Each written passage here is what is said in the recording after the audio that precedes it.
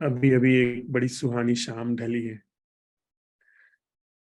आकाश में इतने सारे रंग थे और इतनी तेजी से वे बदल रहे थे। और एक बार तो ऐसा हुआ कि बादलों के ठीक बीच में ही सूरज आ गया।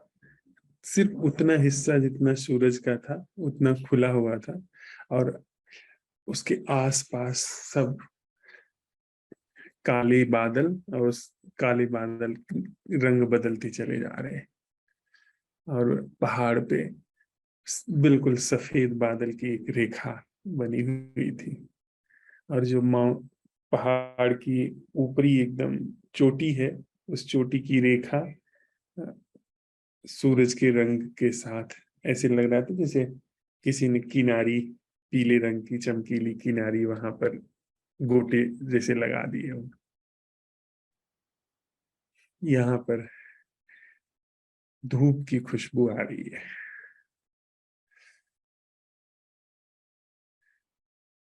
मौसम बिल्कुल अनुकूल है हमारे शरीर के।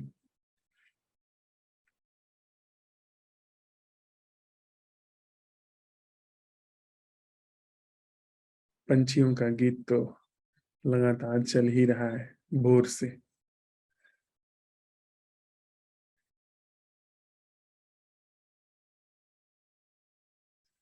और जो पास में नदी बहती है उसकी तो आवाज, खास करके भोर के समय, मुझे ऐसा लगता है कि कोई एक अनजाना सा शोर इंसान के होने का वो दिन भर बना ही रहता है। जबकि यहाँ इतनी गाड़ियां वगैरह कम है, लेकिन कुछ शोर तो जैसे इंसान के चलने फिरने का, बोलने का, वो सब एक फैल करके वहां पर आकाश में रहता ही है।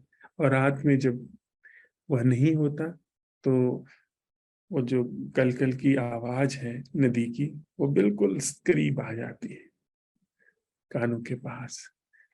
एक बार तो मैं रात में उठा तो ऐसा लगा जैसे कि बस सामने से ही कुछ बह रहा है। इतनी तेज और साफ आवाज आ रही थी।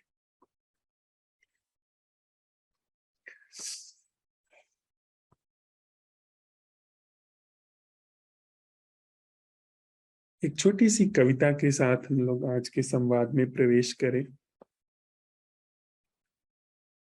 पिछले साल यह कविता आई थी।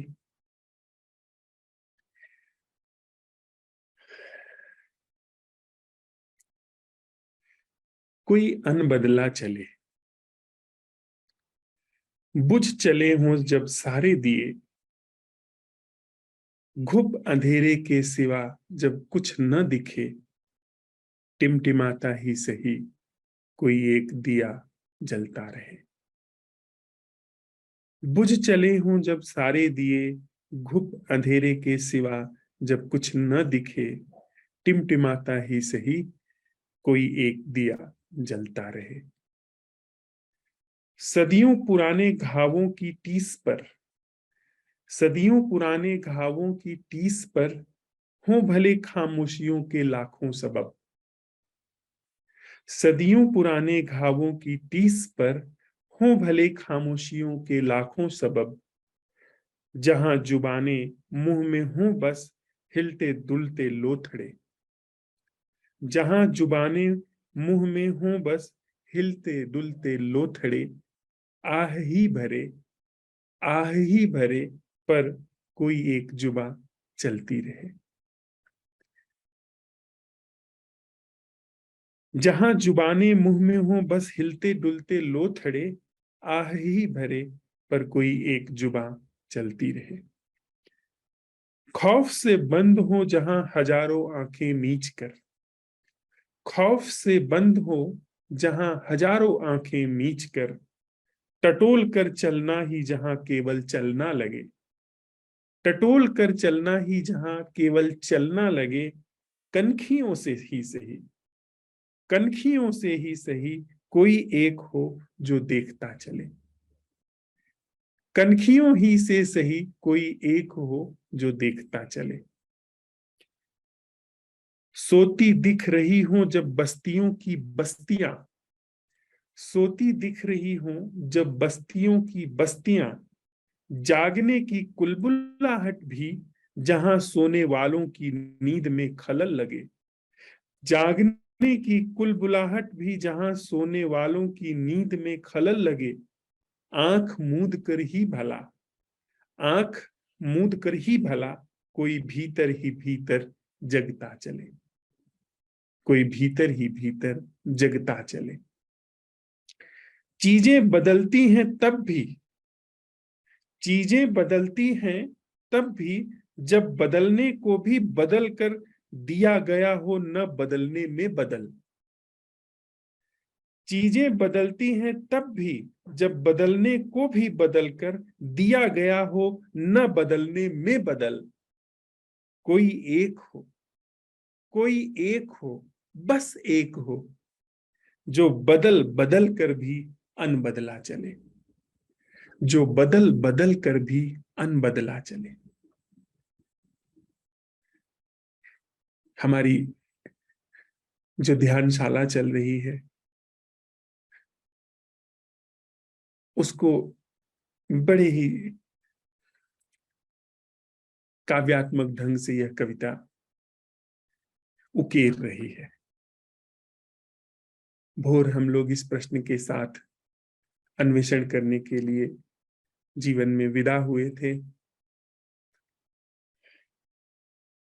कि जो प्राकृतिक तथ्य हैं, जो निपट रूप से ऐसे तथ्य हैं जो हमारी मन की, हमारे बुद्धि की निर्मित नहीं है, उनकी वह अटेंडिंग क्या है जो प्राकृतिक है, तथ्य का प्राकृतिक होना, और उस तथ्य का, उस तथ्य के साथ जो जीवन व्यवहार और आचरण घट रहा है उसका प्राकृतिक अटेंडिंग, उसके प्रति प्राकृतिक रूप से उपस्थित होना क्या है, इस सवाल के अन्वेषण को लेकर के हम विदा हुए थे। और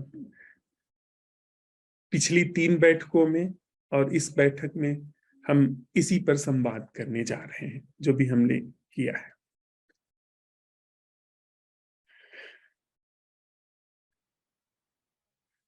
अभी जो हम लोगों ने कविता साझा की उसमें अंतिम में की जो पंक्तियां हैं, कोई बदल बदल कर भी अनबदला चले, बदल बदल करके क्या बदलता है, कुछ नहीं बदलता। हमने कितना उपाय किया है अपने जीवन को बदलने का, दुख से उबारने का, सुख को हासिल करने का, घृणा से मुक्त होने का, प्रेम खूब सारा हासिल करने का, प्रेम युक्त होने का, घृणा से मुक्त होने का। हमने कितनी कोशिश की है होश में आने की, पर कुछ नहीं हुआ, कुछ भी नहीं बदला। लेकिन अब कुछ ऐसा हाथ लगा है, ऐसी कीमिया हाथ लगी है जो अनबदले भी बहुत कुछ बदल जाती है। अनबदले हमने कुछ भी कोशिश नहीं की, जो है जैसा है प्राकृतिक तथ्य, उसको, तथ्य को उसके निपट प्राकृतिक रूप में देखना और उसकी प्राकृतिक अटेंडिंग, यानी हमारी तरफ से कोई भी बदलाहट नहीं हुई, हमने तथ्य को तनिक भी नहीं बदला, और यहां तक भी नहीं बदला कि तथ्य की अटेंडिंग को भी, जो हम लोग पहले नॉन अटेंडिंग थी और अब अटेंडिंग कर रहे हैं, ऐसा भी नहीं किया। पहले बेहोश चलते थे अब होश में चलते हैं, ऐसा भी नहीं किया। हमने सिर्फ प्रश्न उठाया कि क्या कोई ऐसी अटेंडिंग है जो नैसर्गिक है, जो ऑर्गेनिक है, जो नेचुरल है। वह प्रश्न उठाया और पाया गया कुछ नहीं हमने बदला और सब बदल गया। बदलने से क्या आशय है कि हम अभी, जैसे हम अभी जहां पर बैठते हैं ना, शुरुआत में करते हैं कि हमारे जीवन में क्या हो रहा है, प्राकृतिक रूप से जो चीजें हैं उन पर क्या जीवन घट रहा है, हम पाते हैं कि ऐसा ऐसा घट रहा है। उसकी अटेंडिंग में, प्राकृतिक तथ्य की अटेंडिंग में सारे मानसिक तथ्य गिर जाते हैं। अपने आप, उसमें कुछ भी हमको प्रयास नहीं करना पड़ता है। सारे तथ्य सिर्फ प्राकृतिक तल की अटेंडिंग में गिर जाते हैं। यानी मैं यहां पर मौजूद हूं, इस मौजूदगी में सिर्फ यह प्रश्न उठाया जाता है कि मेरी प्राकृतिक रूप से मौजूदगी क्या है। जो हमारी पांचों ज्ञानेंद्रियां हैं, उन पर जो भी घट रहा है प्राकृतिक। हमारी सारी ज्ञानेंद्रियां प्राकृतिक है, और हमारे सवाल ने उसकी प्राकृतिक अटेंडिंग को अवसर दे दिया। सब कुछ प्राकृतिक रूप में है पर अटेंडिंग में है। और यह पूरा जो तथाकथित रूप से जीवन का एक प्रसार यहां चल रहा है, वह सब प्राकृतिक रूप से बिना प्रयास के अटेंडिंग में आ गया, उपस्थिति में आ गया, जागरण में आ गया। हमने कुछ नहीं किया। यह जागरण में आना, प्राकृतिक तथ्यों को देखना, अपने आप उन सारे तथ्यों से मुक्ति है जिनको हम मानसिक तथ्य कहते हैं। यह वस्तु है। इस वस्तु पर, इस वस्तु के साथ मेरा जो संबंध है, उसमें मैं यह प्रश्न उठाता हूं कि इसका प्राकृतिक स्वरूप क्या है, जिस प्राकृतिक स्वरूप को मेरा प्राकृतिक होना संबंधित कर रहा है। हमारे बीच में जो संबंध घट रहा है, वह उसका प्राकृतिक होना क्या है। पाया कि इसका एक आकार है, इसका एक रंग है, और वह रंग और आकार इन प्राकृतिक आंखों से, इन प्राकृतिक हाथों से रिसीव हो रहा है, घट रहा है। इसमें एक संबंध घट रहा है, और उसकी प्राकृतिक अटेंडिंग। हुआ क्या? इसका नाम मोबाइल है, गिर गया। यह इस काम आता है, गिर गया। गिर गया का मतलब वह धुंध की तरह, एक झूठ की तरह गायब हो गया। जैसे हम कुछ पता लगाते हैं कि कोई हमसे बोलता है कि वहां पर जाकर के देखिए आग लगी हुई है, और हम वहां जाते हैं, पाते हैं कि वहां आग नहीं लगी है, तो वो बात झूठी सिद्ध हो गई, जो हमारे मन में आग जलने लगी थी इमेजिन करके। तो यहां पर जैसे ही यह तथ्य पाया गया, सारा इसका नाम, इसका मोबाइल होना, यह सब कुछ मानसिक तथ्य जो इसके संदर्भ में यहां पर थे, वह सब निलंबित हो गए, वह सब हट गए। प्राकृतिक जीवन में मानसिक तथ्यों की कोई भूमिका नहीं। जो असल नैसर्गिक प्राकृतिक जीवन है, उसमें मानसिक तथ्यों का कोई रोल नहीं। मानसिक तथ्य सिर्फ सुविधा जुटाने के लिए उपयोग में आ सकते हैं, लेकिन असल जो कुछ होता है वह प्राकृतिक तथ्यों पर ही होता है। जो हम असेंबलिंग मन में करते हैं, उसका जो कंप्लायंस होता है, वह प्राकृतिक तथ्यों पर ही होता है। एक छोटी सी मुझे कहानी याद आती है। एक शिष्य अपने मास्टर के पास गया, जिनसे वह सीख रहा था, कुछ ध्यान सीख रहा था, और उसने अपने मास्टर को बताया। उस समय ईसाई मिशनरियां प्रचार में जुटी हुई थी, ईसाई धर्म का। तो उसने अपने मास्टर से बताया कि आपने कभी बाइबिल पढ़ी है? तो उन मास्टर ने उत्तर दिया कि नहीं, मैंने नहीं पढ़ी है। क्या तुम मेरे लिए पढ़ोगे, क्योंकि मैं तो थोड़ा पढ़ा लिखा नहीं हूं। उस शिष्य ने कहा जरूर। ले आया बाइबिल, और उसने एक अध्याय खोल करके पढ़ना शुरू किया, सेंट मैथ्यू। उसने पढ़ना शुरू किया कि विचारों की पोशाक की क्या जरूरत है। विचारों के पोशाक की क्या जरूरत है? यह देखो, बाइबिल में वो पढ़ रहा है, यह देखो खिले हुए सुंदर लिली के फूल नग्न अवस्था में है। ये इन्होंने ऐसा होने के लिए कोई श्रम नहीं किया है, ये कहीं आए गए नहीं है, ये इन्होंने कभी जा करके कुछ अपने लिए हासिल नहीं किया है। लेकिन इनका इनका वैभव देखो, इनका सौंदर्य देखो। सम्राट सोलोमन भी अपने सबसे ऊंचे वैभव काल में इतना सुशोभित नहीं रहा होगा। सम्राट सोलोमन एक सम्राट हुआ लगभग 3000 साल पहले, जो इस्राएल में हुआ, और उसके संदर्भ में कहा जाता है कि वो बहुत ही वैभवशाली साम्राज्य का सम्राट था। उसकी लोग उदाहरण देते हैं कि उसके वैभव की उदाहरण देते थे। तो बाइबल में भी उसका उदाहरण है कि सम्राट सोलोमन भी इन खिले हुए लिली के फूलों की शोभा के सामने कुछ नहीं है। उसकी सारी शोभा अर्जित की हुई है, मन से बनाई गई है। लेकिन यह जो लिली का फूल है, इसकी शोभा नग्न, कोई पोशाक नहीं इन्होंने धारण की है, इसकी शोभा का कोई मुकाबला नहीं है।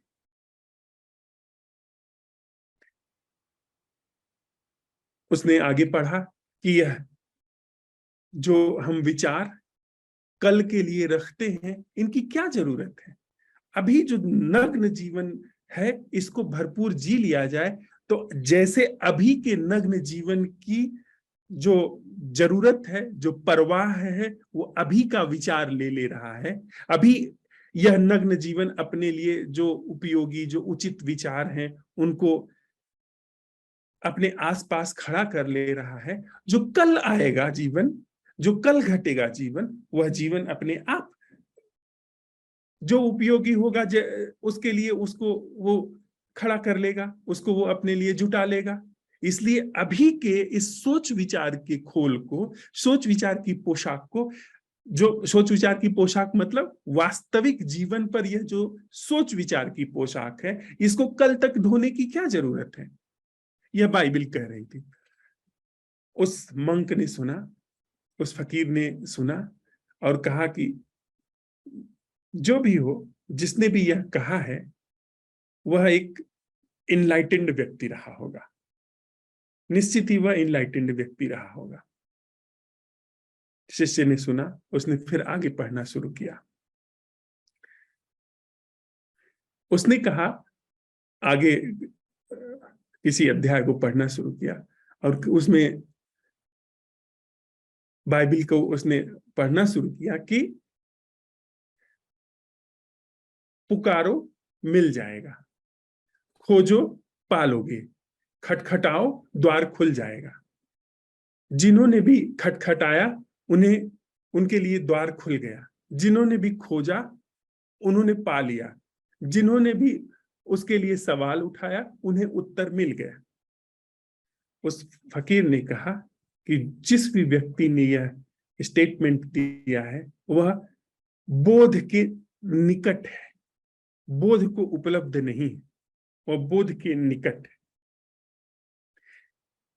यह बोध कथा क्या कह रही है? ये कह रही है कि जो सत्य है, जो जीवन है, जो शुभता है, जो सौभाग्य है, जो उत्सव है, जो जीवन का पराग है, नेक्टर, वह मिला ही हुआ है। वह अपनी नग्न अवस्था में, जैसे लिली का फूल, उसको उसने कुछ भी हासिल नहीं किया है, उसने कुछ भी यत्न नहीं किया है, वह कहीं गया नहीं है। वह जैसा है, जहां है, वहां इस भांति शोभायमान है जैसा अपने परम वैभव में सम्राट सोलोमन भी नहीं रहा होगा।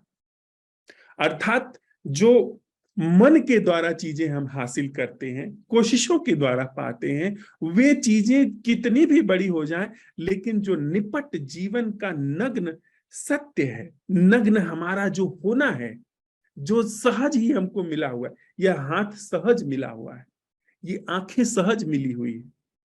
जब हम इसकी तरफ सवाल उठाते हैं कि जो नैसर्गिक रूप से, प्राकृतिक रूप से जीवन अभी यहीं घट रहा है, उसकी नैसर्गिक अटेंडिंग क्या है, वहां पर वह उत्सव के, जो यह चारों तरफ फैला उत्सव है, उसमें यह अटेंडिंग में उघड़ा हुआ उत्सव भी शामिल हो जाता है। वह जो उत्सव है, महोत्सव में बदल जाता है, क्योंकि उत्सव घट ही रहा है। हम अपनी कोशिशों में उस उत्सव को चूक रहे हैं।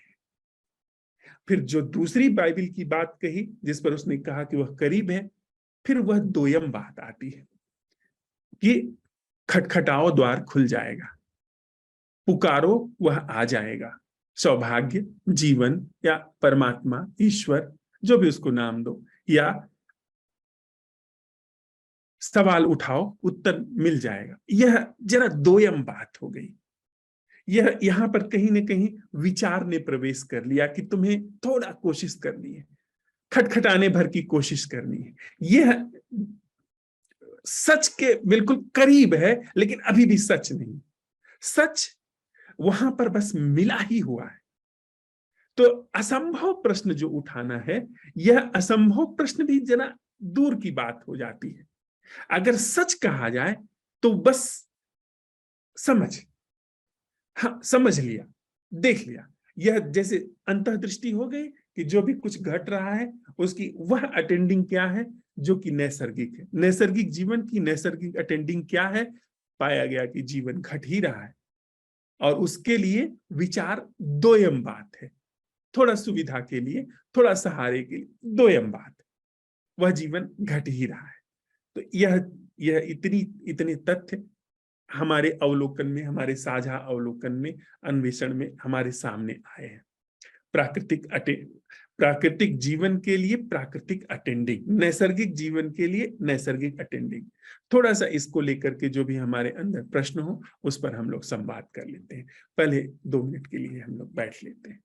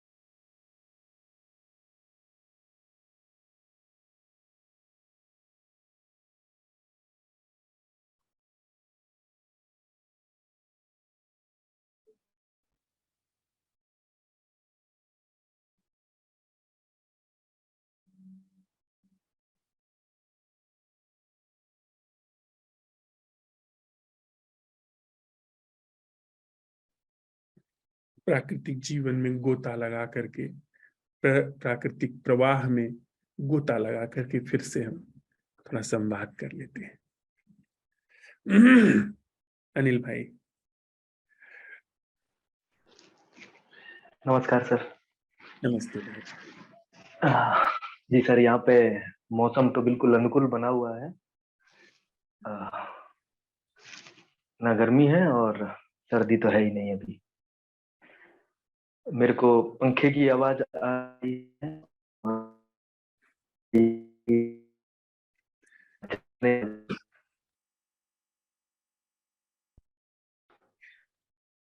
अभी चाय पी थी, उसका टेस्ट है।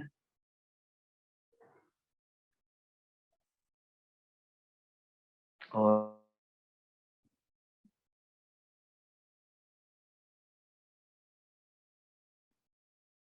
आवाज कट रही है अनिल भाई आपकी। आवाज कट रही है, लेट मी चेक।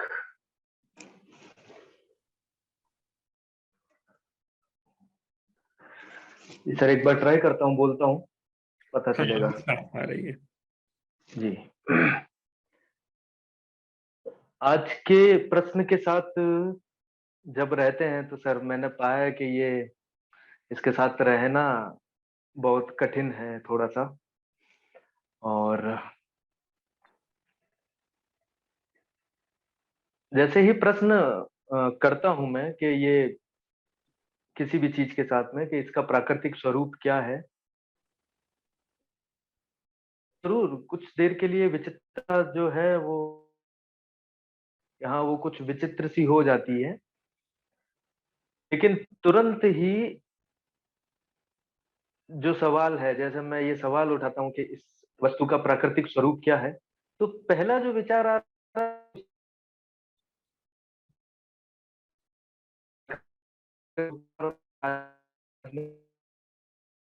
जैसे ही मैं अपने मन में ये प्रश्न उठाता था और अंदर से एक और ये क्वेश्चन अपने आप हर बार आ रहा था, बार बार मेरे को लग रहा था कि ये अवलोकन में बाधा बन रहा है, ऐसा कुछ था। और थोड़ा मुश्किल तो लग रहा है सर मेरे को इस बार ये क्वेश्चन भी, बस चल रहा हूँ सर इसको प्रयोग में लेके, इतना कह सकता हूँ। हो क्या रहा है अनिल भाई कि पहले हम जब ये सवाल उठाते थे कि वह जीना क्या है जो मैं नहीं कर रहा हूं, वह अटेंडिंग क्या है जो मैं नहीं कर रहा हूं, तो थोड़ा सा वह सूक्ष्म तल पर था, मानसिक तल पर था। अब जो है बिल्कुल भौतिक और स्थूल तल पर भी यह प्रश्न काम कर रहा है।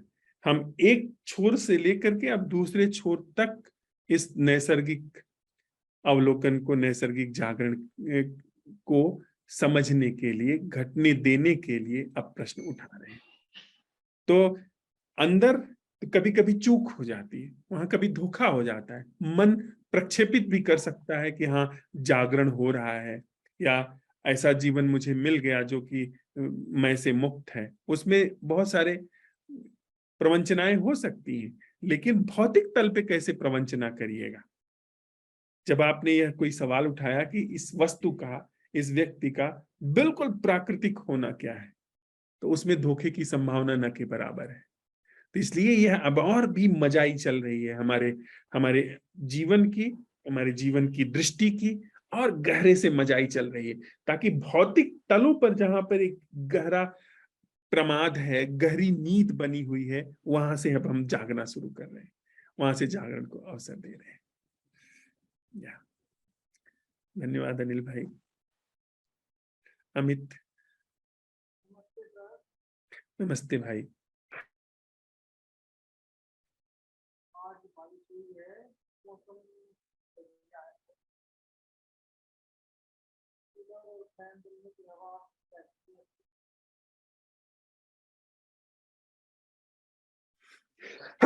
थोड़ा आवाज धीमी आ रही है भाई। अब सर कैसी आई? हाँ अब ठीक है। हाँ, तो कूलर की आवाज आ रही है, ठंडक का एहसास है, थोड़ा सा सिर में दर्द है। सिर में दर्द तो पता नहीं क्यों है, वैसे ही है, थोड़ा सा माथे पर। और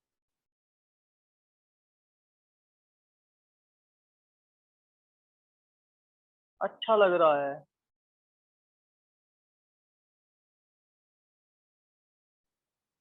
प्राकृतिक तथ्य की प्राकृतिक अटेंडिंग, इस पर्सन के साथ मैंने रटा तो नहीं पर्सन ये, लेकिन सुबह के टाइम में एक गहराई से अंदर उतरा था ये। तो मुझे दिन में जैसे कुछ लोग दिखाई दिए, तो उस टाइम उसकी कौंध आई कि मैं उन लोगों को, उनके नेचर्स की, आज तो आम संसारी लोग हैं और इनका सिर्फ लालच की चीज है, लेकिन इनके अंदर तो बस भाग दौड़ है, रैट रेस है, उस तरह की चीजें, एक चलने की चीजें मेरे अंदर चल रही थी पहले से, क्या लगभग 8-10 साल से। या किसी स्त्री को देख लिया तो वो कह दिया सब ये तो इमोशंस है और ये तो ड्रामेबाजियां हैं सब। तो वो, अब लेकिन प्रकृति को प्रकृति की तरह देखना, ये आज मैंने महसूस किया कि मुझे सब दिख रहे थे, बस एक जैसा लग रहा था, चीजें आ रही जा रही और मैं चल रहा। लेकिन फिर मुझे संदेह हुआ कि कहीं ये माइंड मेड चीज तो नहीं है, कहीं माइंड ने कुछ इस तरह का तो नहीं बना लिया कि बस वो देख रहा चीज को और कह रहा कि हाँ ये ऐसा है। तो ऐसा मुझे लगा। सुबह मेरा थोड़ा सा घर में झगड़ा हुआ, फिर मेरे अंदर कुछ पुरानी धारणाएं अपनी वाइफ के प्रति आने लगी। लेकिन फिर वही, वो चीज वही कौन आई क्वेश्चन की कि she is only a natural thing. तो फिर क्या रहता है, फिर क्या विवाद रह गया? हालांकि कुछ वाइब्स सी महसूस हो रही थी, लेकिन मैंने, मेरे जो माइंड ने है ना, उनको डिफाइन नहीं किया अपने आप ही। ठीक रहा सर, अच्छा अच्छा दिन गुजरा। तो हाथ में क्या आई बात अमित भाई कि सारे कॉन्फ्लिक्ट, सारे जो डिस्क्रिप्शन हैं, सारे जो प्रोजेक्शन हैं वो सब मन में चलते हैं, चाहे वो अच्छे के बारे में हो, चाहे वो बुरे के बारे में। वो सारे डिस्क्रिप्शन, उनको हम ये नहीं कह रहे हैं कि वो सही है या गलत है, वो जरूरी है कि गैर जरूरी है, पर उनका धरातल जो है वह मन है, वह एक यांत्रिक बनावटी संरचना है। असल जो जीवन है वह इन सारी चीजों से मुक्त है। जो वास्तविक हाँ जीवन है वो इससे मुक्त है। सर, फिर मतलब एक अलगाव सा भी तो हो जाता है ना, जब हम उनके प्रति विचारधारा ही उभरने लगे और उसकी पूरी हिस्ट्री हम हमारा माइंड का गाने लगे, तो एक अलग सा धारणा मेरे अंदर वो हो सके अब भी हो, लेकिन वो आज वो चीज मैंने फील नहीं करी। लेकिन कहीं ये तो आपके मंच के साथ जुड़ने के साथ ही वो चीजें कम होने लगी थी कि वो अलग है मैं अलग हूँ, या हम आध्यात्मिक हैं ये संसारिक हैं। बस ऐसा ही था कि यहाँ कुछ थोड़ा सा कुछ परमात्मा की वजह से कुछ चीजें इस शरीर के माध्यम जानी जा रही है, वहां नहीं जानी जा रही है। तो ये एक महसूस ऐसा हुआ कि शायद वो चीज जो एक अलगाव की भावना थी वह उसकी डिग्री बहुत कम हो चुकी है। बहुत बढ़िया हुआ, बहुत अच्छा हुआ अमित, क्योंकि हमारा मन क्या कहता है, मन झट से किसी को एक सांचे में कैद कर देता है कि ये व्यक्ति ऐसा है। जैसे हमने किसी को कह दिया यह व्यक्ति संसारी है, और हमने अपने को एक सांचे में कैद कर दिया कि मैं आध्यात्मिक हूँ। उसको संसारिक कहने में ही हमने अपने को आध्यात्मिक सांचे में कैद कर दिया। वह जो जिन चीजों से सांसारिकता की परिभाषा होती है, सिर्फ वह व्यक्ति वही नहीं है। उसके अंदर हाँ एक मन है, एक इमेज काम कर रही है, जैसे मेरे अंदर मन है और इमेज काम कर रही है, अगर काम कर रही है। लेकिन जो वास्तविक जीवन है, असल जीवन है, वह जितना मेरे अंदर बह रहा है उतना ही उसके अंदर बह रहा है। जितना परमात्मा या जितना परम सत्य मेरे भीतर है उतना ही उसके भीतर है। जितना अखंड मेरे भीतर है उतना ही उसके भीतर है।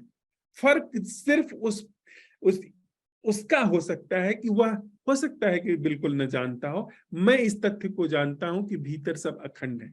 वह यही समझता है कि सब खंड खंड है। मैं यह समझता हूं कि हो सकता है कि मैं हो सकता है यह समझता हूं कि जो है वह अखंड है। ये एक फर्क हो सकता है, पर यह फर्क बड़ा सतही है। यह समझ करके हम जो भी हमारे सामने चुनौतियां आती हैं उनको प्रॉपर रिस्पॉन्ड करेंगे। पर उस रिस्पॉन्ड का मतलब यह नहीं होगा कि किसी को तय कर दिया कि यह वही जो मैंने समझा है वही इतना ही इसका होना है।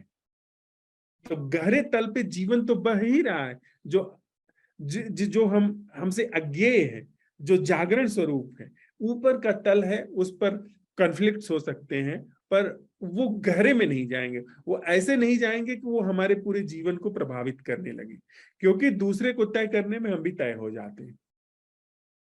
दूसरे के जीवन को अगर हम प्रभावित करने चल रहे हैं तो हमारा जीवन भी प्रभावित होगा। और हमारे भी और दूसरे के भीतर हमको अगर यह दिखाई पड़ा कि ऐसा जीवन बह रहा है जो जो मन को जानता ही नहीं, जो इन बुद्धि की यांत्रिकता को जानता ही नहीं, तो मेरे अंदर भी वह जीवन बह रहा है जो मन से, बुद्धि से वह पार है, और उसकी मेरे अंदर प्रत्यभिज्ञा भी है, उसके प्रति जागरण भी है। यह हाथ में आता चलता है। तो ऊपर के जो कॉन्फ्लिक्ट्स हैं उनको जो ठीक है, जैसी परिस्थिति है सामने, जैसी चुनौती है सामने, उसको उसका प्रॉपर रिस्पॉन्ड कर देंगे, पर कोई वैर नहीं बनेगा, कोई चिढ़ नहीं बनेगी जो लंबे समय तक चलती रहती थी। खीज, चिढ़, वैर वह तब होती थी कि जब किसी को बस उतना ही मान लिया, और अगर यह समझ लिया कि नहीं वह तो एक ऊपर का हिस्सा है, देख लिया, तो इसका मतलब है कि वह बात वहीं उठी वहीं खत्म हो गई। जैसे अभी कहानी में ये हम लोगों ने देखा ना कि अभी जो विचार थे उनकी जो जो उपस्थिति थी, उनकी जो जरूरत थी, उनका उपयोग हुआ, उनको कल तक ले जाने की क्या जरूरत है। कल का जीवन, कल का जो व्यक्ति होगा, कल जो जागरण होगा, वो अपने आप विचार का जो उपयोग होगा कर लेगा। मुझे क्यों जरूरत है उसको खींच करके योजना बना करके कल तक उसके प्रति सावधान रहने की। कल तक मैं अब इस एक व्यक्ति को देख लिया कि उसने मेरी जेब काट ली, अब जीवन भर के लिए मैं उसे चोर समझता हूं। तो वह वो उसके प्रति सावधानी अलग बात है। सावधानी आई तो वो मैं कल भी सावधान रहूंगा, जागा रहूंगा, परसों भी जब उसके साथ व्यवहार होगा, जागरण होगा, लेकिन उसकी इमेज चोर नहीं चलेगा। वह जागरण, वह काम करेगा, वह सावधान रहेगा, लेकिन वह चोर है, यह बात नहीं काम करेगी। वहां पर भी वैसे ही जीवन है जैसे मेरे अंदर है। धन्यवाद अमित। हाँ सर, आपने एक बार पहले बताया भी था कि क्लाइमेटरी डिफरेंस होते हैं लोगों के अंदर, और वो सतही चीजें हैं, उससे गहराई बहुत है आदमी के अंदर के आगे की, तो वो हाँ, जीवन की तो अनंत गहराई है। हमने किसी को देखा, उसके शरीर के आधार पर समझ लिया ये तो स्त्री है, या यह तो पुरुष है, या तो यह तो ऐसे ही है, और वो जीवन भर के लिए उसको समझ लिया। नहीं, उसका जो होना है वो सतही होना है। असल में आप जैसे दूसरे को देखते हैं वैसे ही आप भी होते हैं। अगर आप सतही जीवन जी रहे हैं, थोड़ी सी कुछ इमेजेस में अपने को कैद करके रखा है, तो वैसे ही दूसरे के बारे में इमेज में कैद कर लेंगे। और अगर आप गहरे में हैं तो फिर दूसरे के बारे में कोई इमेज नहीं बनेगी। जो जागरण उस समय होगा व्यवहार में, वो अपने आप डाटाज का उपयोग कर लेगा, लेकिन कुछ ऐसा नहीं कि उसके बारे में जीवन भर के लिए एक धारणा बन गई। जी, ठीक है sir, thank you. Thank you Amit भाई। भावना।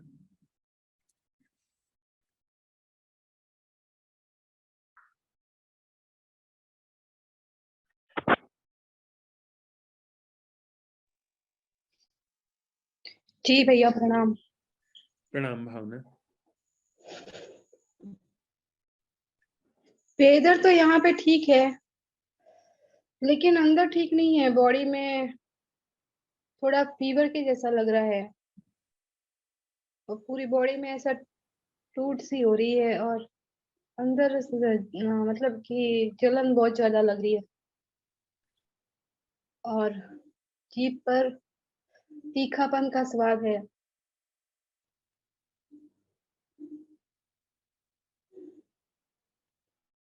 और वही खुशबू आ रही है अभी प्याज व्याज की। सुनने में टीवी की आवाज सुनाई दे रही है, जोर जोर से सांस चल रही है अंदर, उसकी आवाज सुनाई दे रही है। और देखने में सारा किचन दिख रहा है, दीवारें दिख रही है, किचन का सामान दिख रहा है। और जो ये प्रश्न है कि जो तथ्य है इसके प्राकृतिक घटना है वो क्या है, जो घट रहा है प्राकृतिक, और मेरे भीतर जो घट रहा है प्राकृतिक वो क्या है, और इन दोनों के बीच जो प्राकृतिक अटेंडिंग है वो क्या है। तो ये मैंने मम्मी के साथ में ये प्रयोग किया था। तो फिर बाद में बहुत ज्यादा इमोशंस आने लगे, और बहुत ज्यादा विचार थे अंदर। बस यही देखा मैंने तो। और अटेंडिंग अटेंडिंग थी, लेकिन बीच बीच में है ना इमोशंस आ रहे थे, मतलब इमोशंस में बह रही थी मैं। बीच बीच में अटेंडिंग आ रही थी, पर इमोशंस के साथ में बह जा रही थी। ठीक है। तो क्या यह बात स्पष्ट हो गई भावना कि व्यक्ति का, वस्तु का कोई प्राकृतिक स्वरूप है? तुम्हारे पीछे जो चीज रखी हुई है उसका नाम टीवी है, और जी उसकी एक उपयोगिता है। तो जब हम देखते हैं तो झट से उसकी उपयोगिता, उसका नाम, उसमें क्या होता है, कैसे चलता है, उसमें क्या क्या देखा है, उसके आधार पर देखते हैं। पर निपट अभी उसका क्या प्राकृतिक रूप से कोई वजूद है? वो है ना भैया, नहीं दिखा, क्योंकि जैसे मम्मी को मैं देख रही थी कि उसके अंदर प्राकृतिक है, तो वो क्या है। तो मुझे वो मम्मी से रिलेटेड और मम्मी के सारे जो रिश्ते हैं वो, और उस मम्मी का बेटा मतलब मेरा भाई, मतलब वो सारे का सारा जो उनसे रिलेटेड सारे इमोशंस है ना, चाहे वो दुख के हो या मान के हो, सम्मान के हो, अपमान के हो, चाहे कोई भी हो, वो सब इमोशंस आ रहे थे एक साथ में, बहुत सारे इमोशंस आ रहे थे। और वो ठीक है भावना, वो ठीक है। हमारे अन्वेषण में यह आता ही है। हम जब अन्वेषण करते हैं। फोन करवाऊं? अमित माइक ऑफ कर लो। हाँ, वह जो अन्वेषण में यह सारी चीजें आनी ही है। तभी तो अभी तक तो हमने यही जाना था कि किसी को देखा माँ है,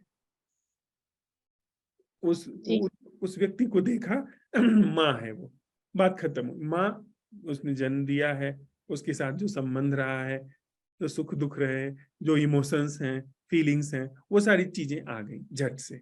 लेकिन अब जब हमने ये सवाल उठाया कि इसका प्राकृतिक रूप से अभी होना इस व्यक्ति का क्या है, तो इसमें वो सारी चीजें जो अब तक हमने इकट्ठा करके रखी हैं, वो उबल करके सामने आएंगी हटने के लिए। पर हमको देखते रहना है उनको। हमारा प्रश्न उनको देखते रह रहा है, और वो धीरे से फिर हट करके सरक जाएंगी, और अंततोगत्वा जो निपट रूप से वहां पर व्यक्ति है वह दिखाई पड़ जाएगा। जैसे जी। आप हो, आपको, आप मेरी आंखों के सामने बैठी हो, और मैं यह पूछता हूं खुद से कि इस विभूति का प्राकृतिक रूप से दर्शन क्या है, यानी प्राकृतिक रूप से इस विभूति का होना क्या है। तो अब देखिए, काम दोनों तरफ हो रहा है। प्राकृतिक रूप से इस विभूति को देखने के लिए मेरे अंदर भी प्राकृतिक रूप देखने वाली आंख खुल रही है। वह आंख जो मानसिक तथ्य को ही देखने में अभ्यस्त थी, वह आंख बुझ रही है और प्राकृतिक तथ्य को देखने वाली आंख खुल रही है।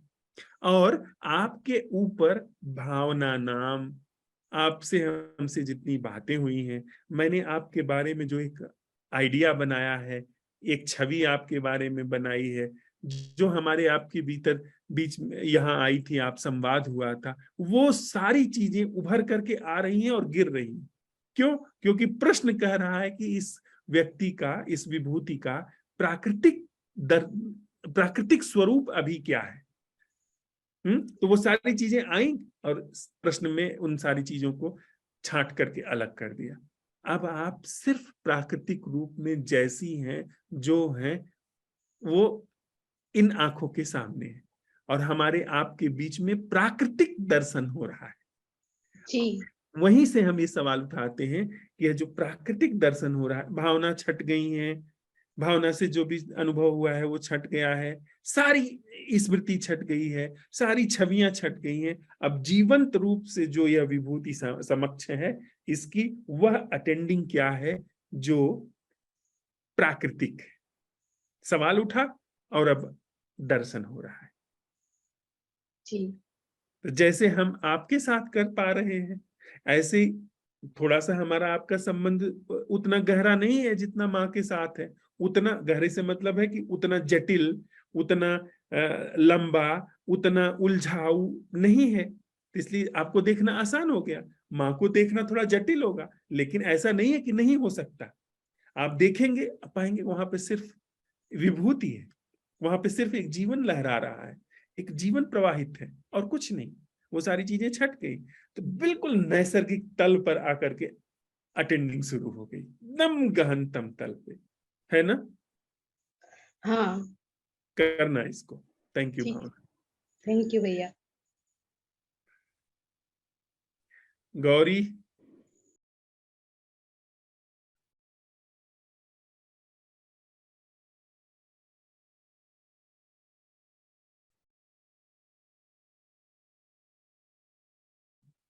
गौरी आपको आवाज आ रही है?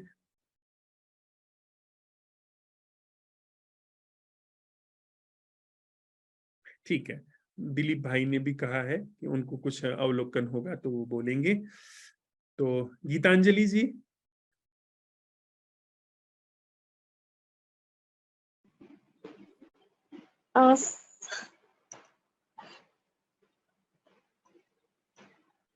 आज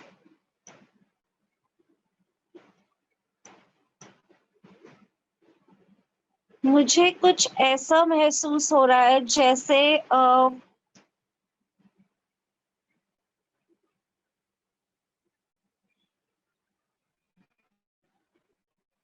जैसे मैं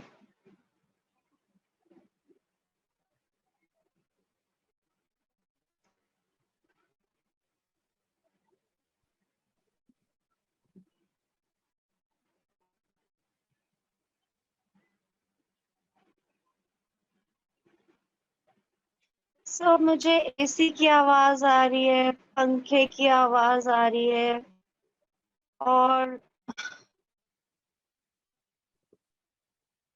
मेरे अंदर कोई चैटर चल रहा था जब ये मैंने ग्रुप मीटिंग ज्वाइन की, और मुझे लग रहा था कि जो भी आप बोल रहे हो वो डायरेक्ट मुझसे बोल रहे हो, जैसे एक एक शब्द। फिर बाद में जब लोगों ने क्वेश्चंस के आंसर दिए, अ, तो थोड़ा मेरे को लगा कि मेरे से नहीं बोला जा रहा है, मेरे से नहीं, मतलब अपनी बात कर रहे हैं वो लोग, बट बीच बीच में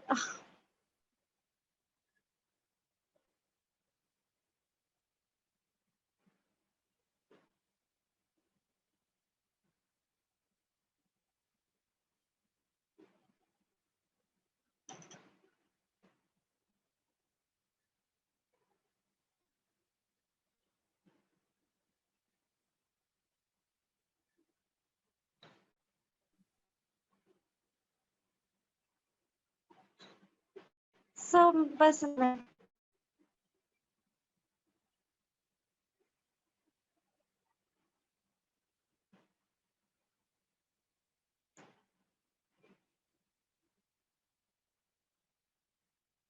आप कुछ कह रही हैं?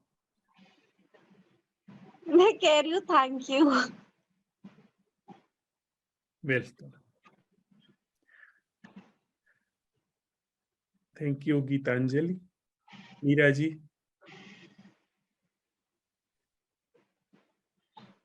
नमस्कार धर्मराज जी। नमस्ते मीरा और जी। सभी को भी नमस्ते।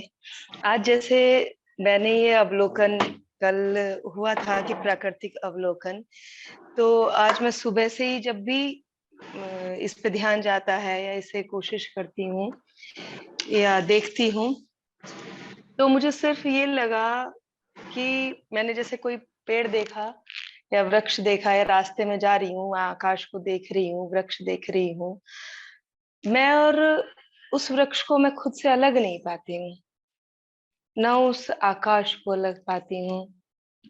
और मैंने जैसे अमित सर को हुआ कि भाई ये कोई पूर्वाग्रह तो नहीं है, मेरे मन में भी ये आया कि क्योंकि हमने पढ़ा है पहले कि भाई प्रकृति और आप एक हैं और इस तरीके से, लेकिन शाम को मैंने सोचा भी शाम दोपहर कि हो सकता है ये कुछ मेरे मन का, लेकिन फिर नहीं, मैंने उसी चीज को स्वीकार कर लिया कि नहीं, मैं नहीं कर पा रही हूँ, अगर मैं नहीं अलग मान पा रही हूँ तो नहीं मान पा रही हूँ। और मैंने किसी भी तरीके से देखने का अलग से कोई कोशिश फिर नहीं की, और मुझे ऐसा ही लगा कि हाँ, ये वृक्ष, जो ये वृक्ष है यही मैं हूँ और कुछ अलग नहीं है। फिर जैसे मुझे ये लगता है कि मैं और ये अलग नहीं है, जब मैं वो अवलोकन कर रही हूँ, तो ऑटोमेटिक मैं अपने शरीर पे, अपने मन पे, अपने मन के भावों पे आ जाती हूँ। और जिस तरीके से सभी को महसूस होता है कि हाँ, हवा है या ये है, स्पेशली मन के प्रति ज्यादा अवेयर हो जाती हूँ कि अगर कोई मन में भाव आ रहा है, विचार आ रहा है कि हाँ, ये चल रहा है। और इसी के साथ मैं एक चीज और देखती हूँ कि मन में जब कुछ शब्द चल रहे हैं, तो एक मुझे बाद में एक भान होता है कि ये एक बेहोशी थी। उन शब्दों के प्रति मैं देखती हूँ, फिर एक आता है, याद आता है कि नहीं, मैं ये चल रही हूँ, ये मेरा शरीर, ये प्रकृति, और ये सब अलग नहीं। तो जब वो अवलोकन होता है तो मुझे वो पुराने विचार सभी बेहोशी लगते हैं। उस समय लगता है कि मैं होश में हूँ। इसी तरीके का अवलोकन चला, और मैं अभी तक भी इस चीज को अलग नहीं कर पा रही हूँ कि व्यक्ति या ये वृक्ष या ये सब चीजें मुझसे अलग हैं। अगर मैं अवलोकन करती हूँ, एक ध्यान पूर्वक किसी चीज को देख रही हूँ, या मैं मनन भी करना चाहती हूँ, या मैं सोचना भी चाहती हूँ, तो मैं उन सब से अलग खुद को नहीं पाती हूँ, किसी भी तरीके से। बस इतना ही मैं कर पाई। बहुत शुभ है मीरा, बहुत जी शुभ है यह समझ होना कि आप इस सारी प्रकृति से अलग नहीं हैं। यह जी बहुत गहरी समझ है।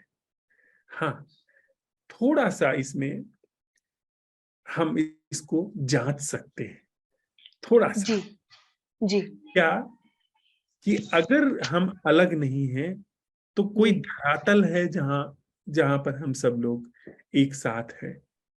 वो धरातल जी वो धरातल है जागरण। जी जागरण जो है वो कसौटी है, वो लिटमस जी टेस्ट है मानने का और जानने में। अगर हमने जी मान्यता बना करके रखी है कि हम अलग नहीं, क्योंकि माइंड हमारा बहुत जी कुशल। मैं यह नहीं कह जी रहा हूं आपको आप हिप्नोटाइज्ड है, या बस मैं जी जी लिटमस टेस्ट की बात कर रहा हूं जी कि माइंड जो है वो सम्मोहित होने में कि मैं सब कुछ हूं। जी जैसे वो ब्रह्माकार वृत्ति करते हैं ना जी लोग जी कि जी मैं जी ब्रह्म बिल्कुल। हूँ, तो धीरे धीरे जी मन जो है सम्मोहित, मैं ही सब कुछ हूँ, मैं ही जी दीवार हूँ, मैं ही पर्दा हूँ, मैं ही कंप्यूटर हूँ। यह एक जी प्रक्षेपण हो गया। जी यह मन जी ने बिल्कुल। अपने को एक ऐसे सम्मोहन में सम्मोहित कर लिया। लेकिन जी वैसा न करके यदि हम हम्म, ये सवाल उठाते हैं कि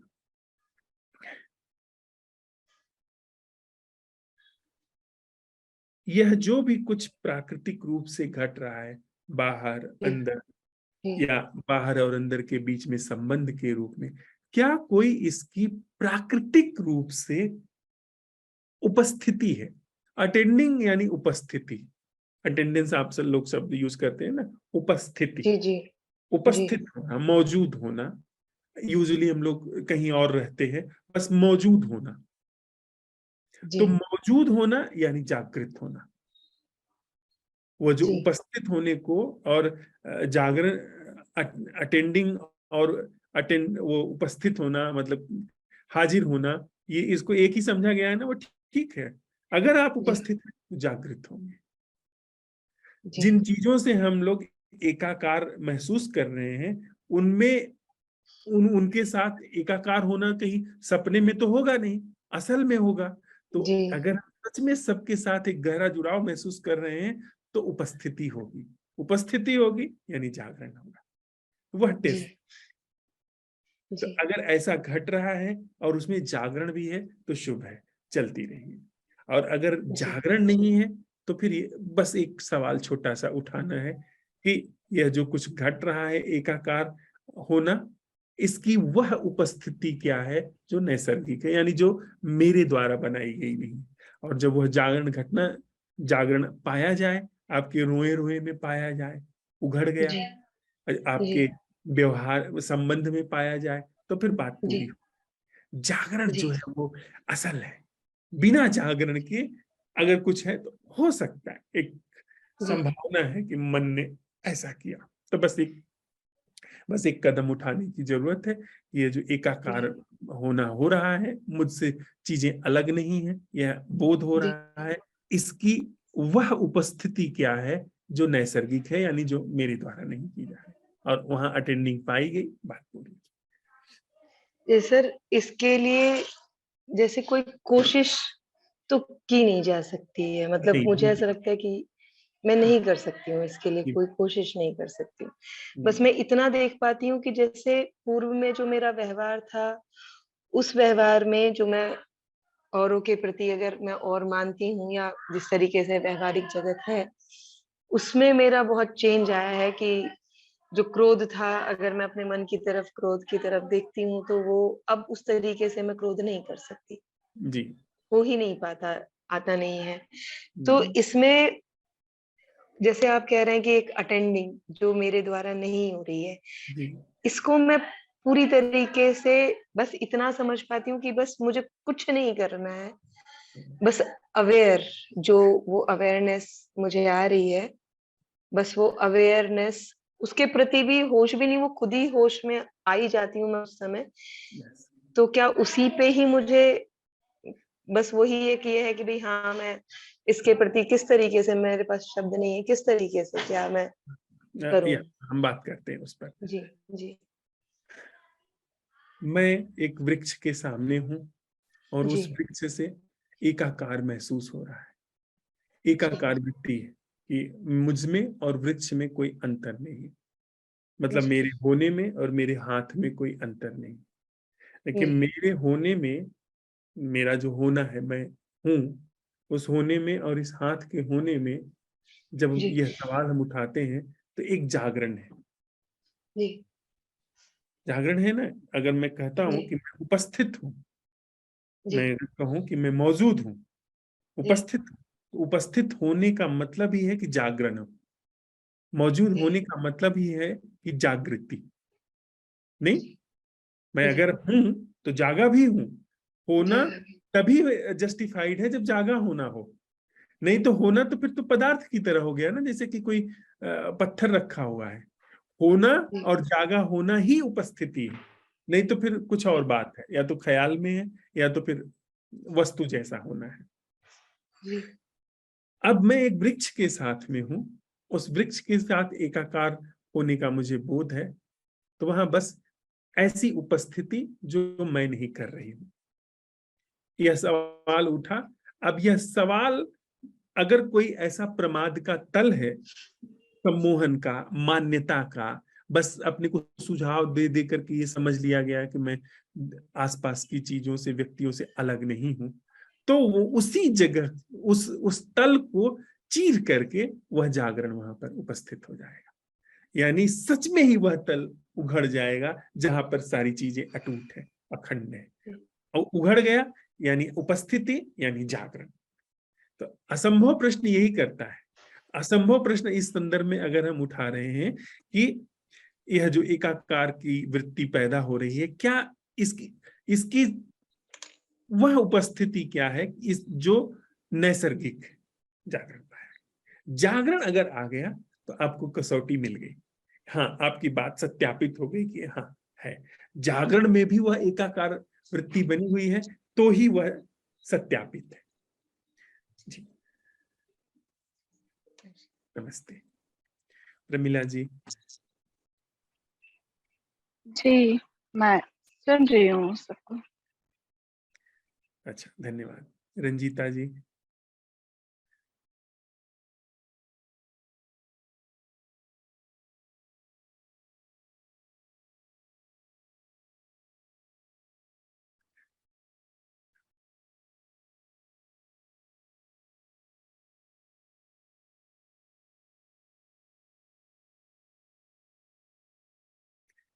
रंजीता, कुछ ऐड करना चाहोगी अपना अवलोकन?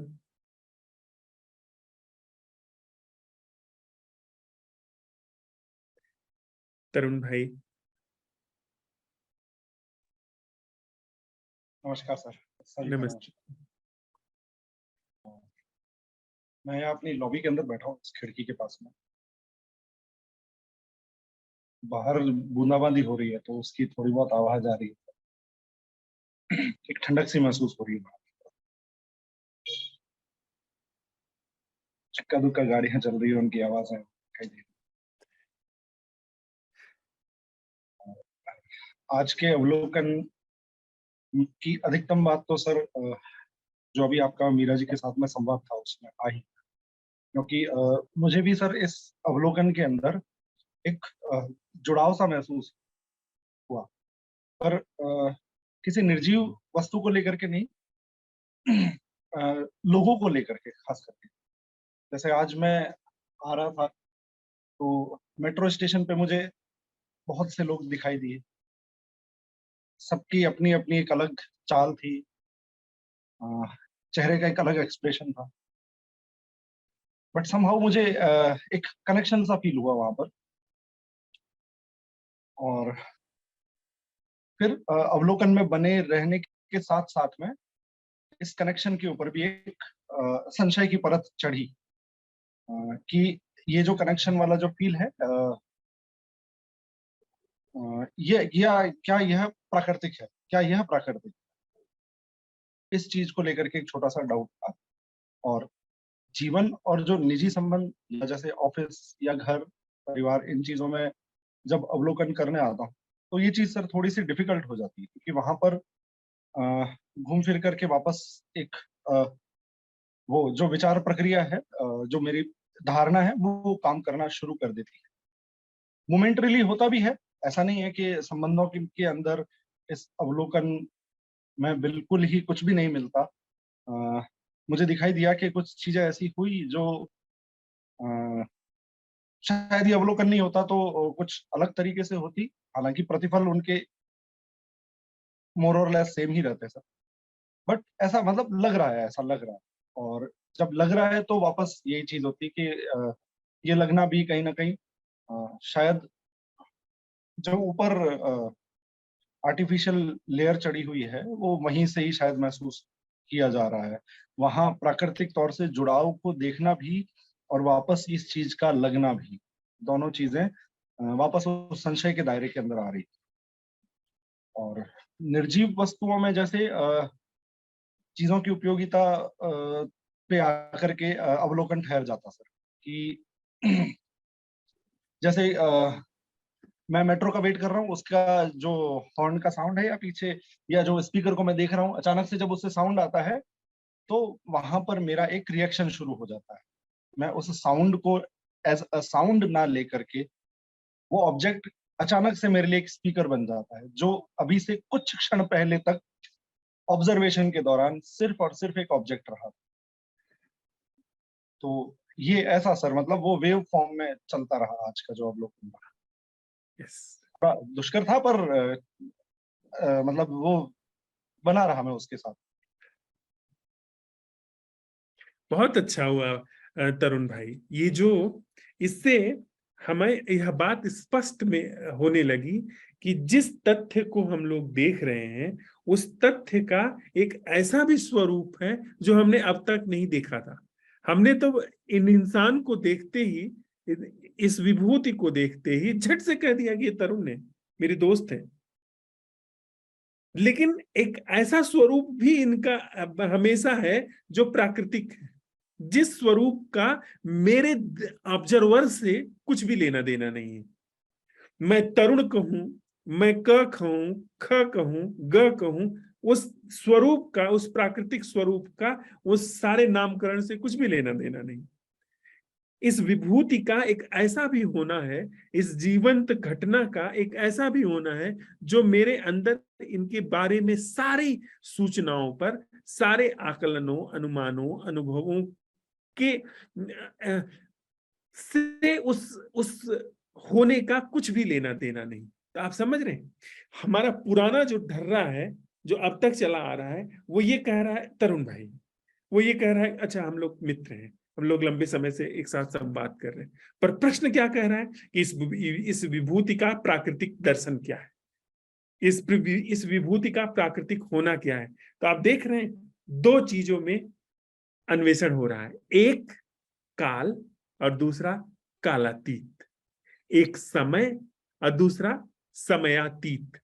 आपका जो दर्शन है इस विभूति का, जो मेरी आंखों के समक्ष है, इस विभूति का प्राकृतिक होना और उस प्राकृतिक होने का दर्शन और उस प्राकृतिक दर्शन की प्राकृतिक रूप से उपस्थिति, वो एक वास्तविकता है।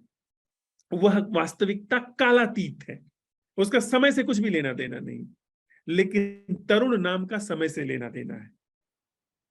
अनुभव जो है तरुण के बारे में, उनका समय से लेना देना है।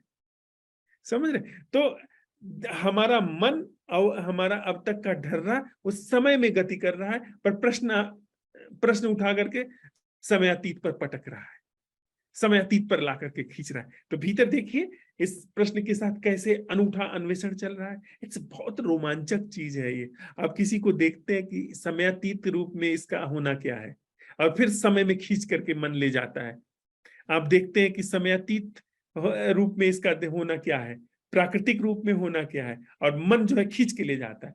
तो अब आपको एक अंतर्दृष्टि आ गई है, आपको एक समझ आ गई है कि असल जो है वो समयातीत है, असल दर्शन जो है वो समयातीत है, जिसमें समय की कोई भूमिका नहीं है, सिर्फ दर्शन मात्र है। और मन जो कह रहा है कि नहीं ये तो फला है, ये तो ढीका है, इन्होंने मेरा सहयोग किया था, इन्होंने मेरा असहयोग किया था, उस समय में खींच रहा है। पर अंतर्दृष्टि कह रही है नहीं, असल तो समयातीत होना है। तो एक बड़ा रोमांचक खेल वहां पर हो रहा है।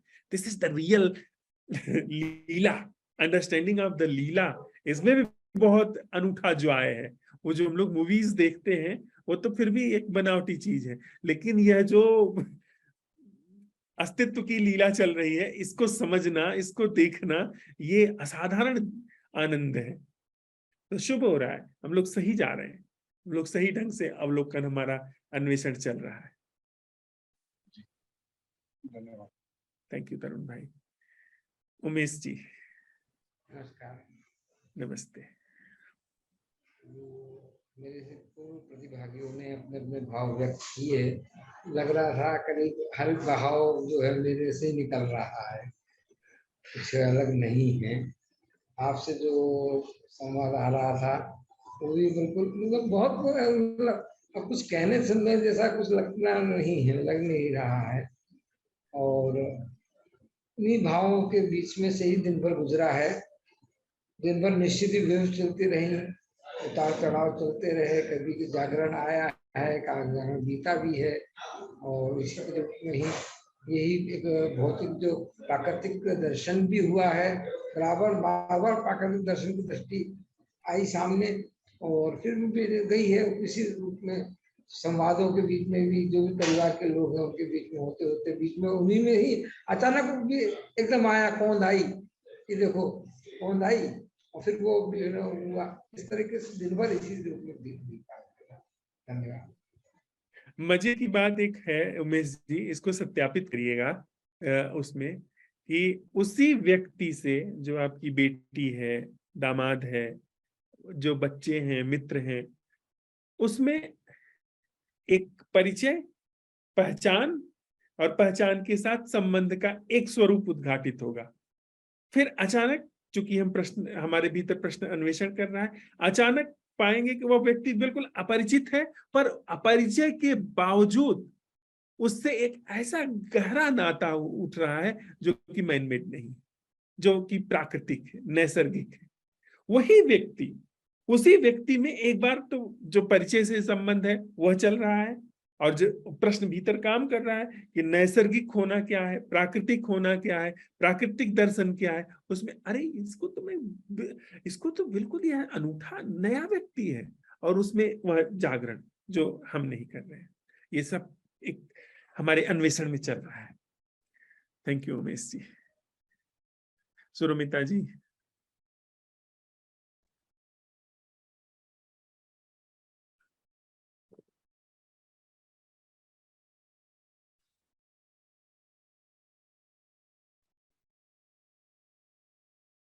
नमस्ते धनराज जी, नमस्ते सभी को। नमस्ते सुरमिता जी। ये जैसे कल आप कह रहे थे ना, ये वही है ब्रह्मास्त्र।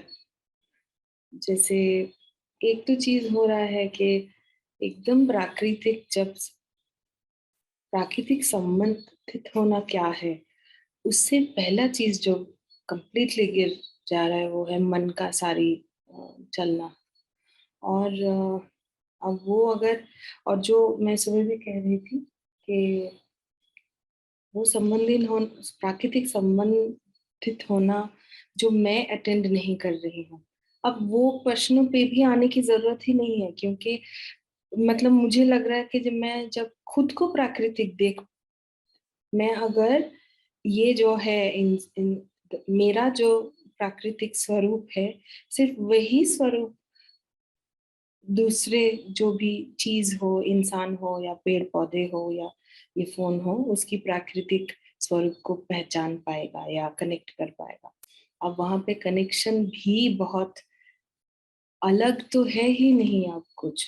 अब इसका भी जैसे कई लोग इसके बारे में बात किया, वहां पे भी जागरण है कि नहीं, अगर वो कसौटी है तो पूरे दिन भर अगर माइंड आ रहा है उसमें, तो वो जागरण आके बता दे रहा है कि देखो माइंड आया, और वो भी बहुत हैबिचुअल है वो माइंड का आना।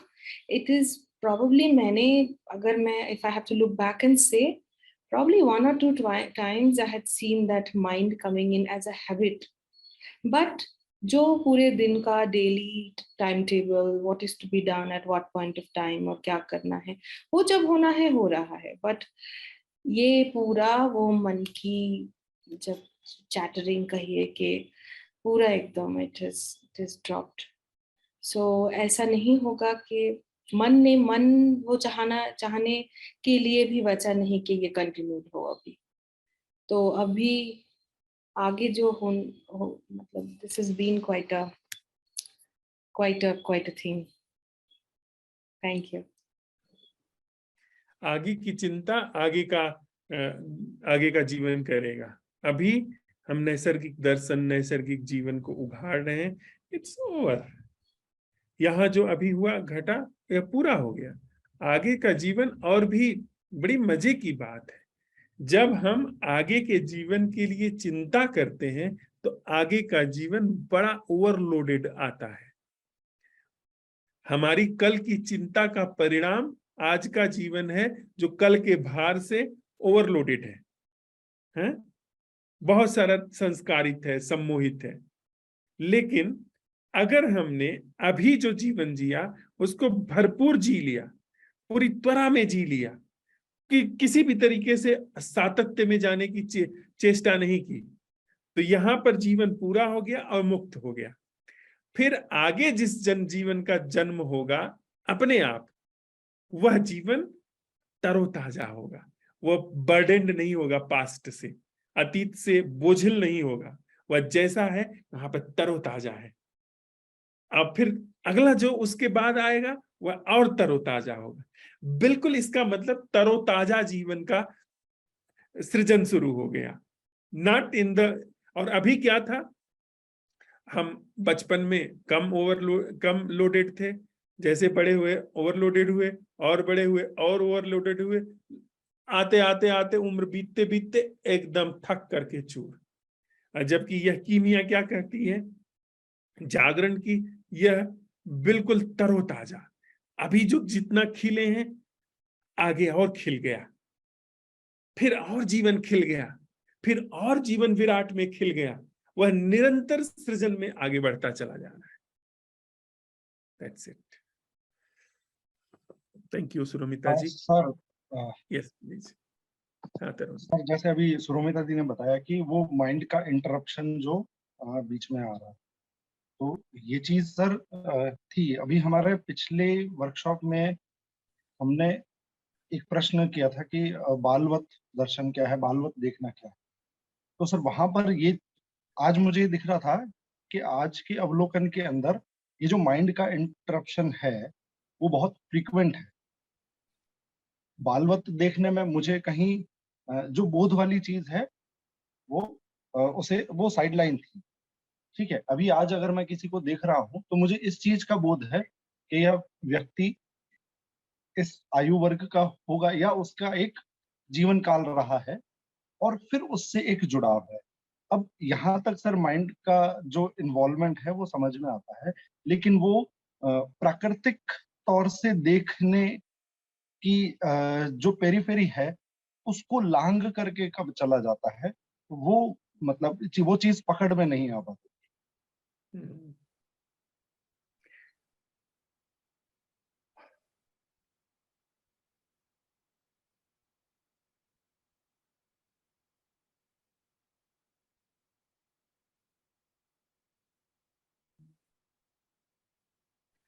वह चीज भी उसी ढंग से जो जैसे यह इतना एक झलक में आया, वह भी उसी तरीके से वहां पर पाया जाएगा.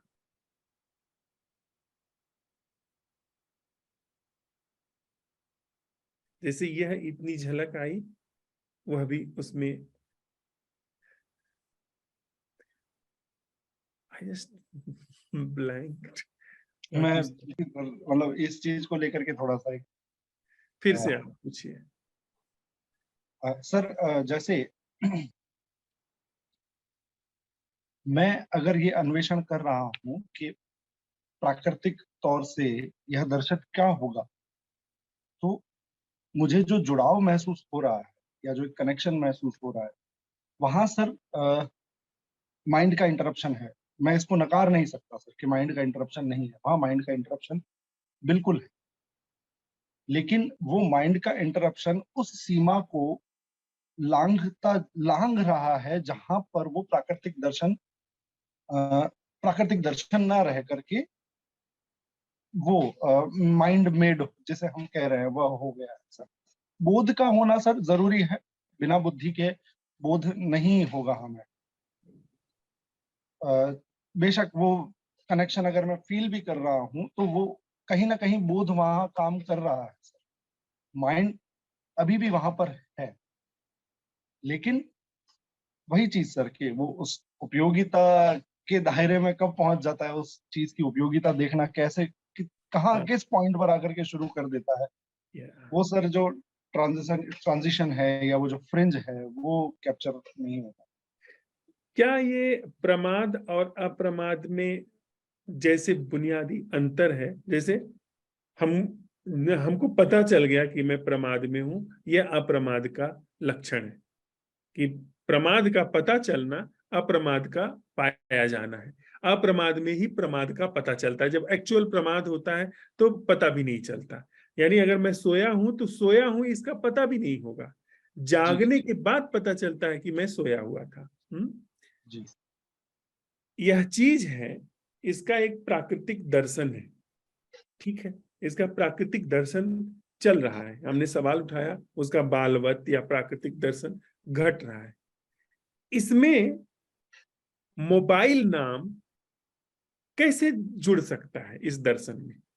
वह तब जुड़ सकता है जबकि अप्रमाद खो जाए, यानी जबकि प्रमाद हो जाए। कहीं पे मोबाइल नाम की चीज, मोबाइल नाम जो मेरे मस्तिष्क में है, वह इस तथ्य से, इस प्राकृतिक तथ्य से मिल सकता है। यह एक प्राकृतिक तथ्य है, यह एक चीज है जो एक प्राकृतिक तथ्य है मेरे हाथ में। इसका स्पर्श है, इसका भार है, रंग है। और मानसिक तथ्य क्या है कि यह एक मोबाइल है, इसकी फला और ढीका उपयोगिता है, ये है। तो वह जो मानसिक तथ्य है इस प्राकृतिक तथ्य से कहीं मिलते हैं?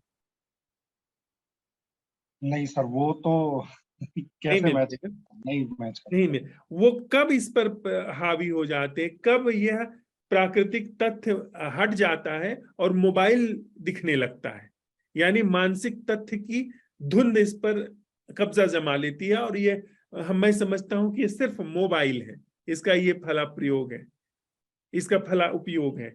यह तब होती है जबकि प्रमाद छा जाता है, जबकि वास्तव में वह उपस्थिति खत्म हो जाती है, यानी उपस्थिति पर वह धुंध चढ़ जाती है जो प्रमाद की है। जब वह नैसर्गिक उपस्थिति, नैसर्गिक अटेंडिंग जब ढक जाती है, तब यहाँ पर यह तथ्य नहीं दिखाई पड़ता। इस तथ्य से सीधा सरोकार समाप्त हो जाता है और मोबाइल नाम के मानसिक तथ्य का कब्जा हो जाता है। तो असल में जो यहाँ पर चीजें घट रही हैं, दोनों कहीं नहीं मिलते, मोबाइल नाम और यह चीज कहीं नहीं मिलते। असल में प्रमाद और अप्रमाद का मामला है कि प्रमाद है तो यहाँ मोबाइल नाम की चीज दिखेगी, अप्रमाद है तो फिर जो वस्तुगत तथ्य है वो दिखेगा। प्रमाद है तो वहां पर पत्नी दिखेगी, पुत्र दिखेगा, पुत्री दिखेगी। लेकिन अगर प्रमाद नहीं है, वहां पर नैसर्गिक उपस्थिति काम कर रही है, तो वहां पे विभूति दिखेगी, जीवन घट रहा दिखेगा। तो जब भी यह प्रमाद छा जाए और इसकी कौंध आए, उस कौंध में यह प्रश्न अपने आप काम करने लगे, तो धीरे धीरे ये धुंध अपने आप है नहीं, यह धुंध, इस पर कैसे धुंध चढ़ सकती है मोबाइल नाम की? कोई ये बस ख्याल है हमारा। इस पे धुंध चढ़ने का क्या उपाय है कि मोबाइल जो शब्द है मेरे अंदर, जो वो इसके ऊपर छा सकता है? नहीं छा सकता। सिर्फ वो एक ख्याल है, एक झूठ है। अब वो झूठ टूट जाता है। जानते हैं तरुण भाई, अगर वास्तव में कोई भ्रम होता तो वो छट जाता, लेकिन यह जो लीला या माया शब्द है, यह ऐसा है जो कि है भी नहीं और भरपूर काम करता है जीवन में। अब देखिए, इस पर मन निर्मित तथ्य यानी मोबाइल नाम, यह भरपूर काम करता है। लेकिन मोबाइल नाम आप कभी खोजने जाइए, वह जो प्रक्षेपण मन में बना है, असेंबलिंग, वह खोजने चाहिए तो कहाँ मिलेगा। असेंबलिंग मन में हुई है, तथ्यों पर काम हुआ है, तथ्यों को असेंबल करके यह स्वरूप दिया गया है, पर असल में वो असेंबलिंग मात्र खोजने जाइए जो मन में बनी थी, कहीं नहीं मिलेगी। यही लीला है, यही कहे माया है। इसी वजह से चीजें छिटक छिटक जाती हैं, मतलब हाथ पे आती आती सरक जाती है। पर कोई घबराने की हमें बात नहीं है। यदि हम प्रमाद को देखने में समर्थ हैं तो वह अप्रमाद अपने आप एक दिन धुंध छट जाएगी, परिपूर्ण रूप से छट जाएगी।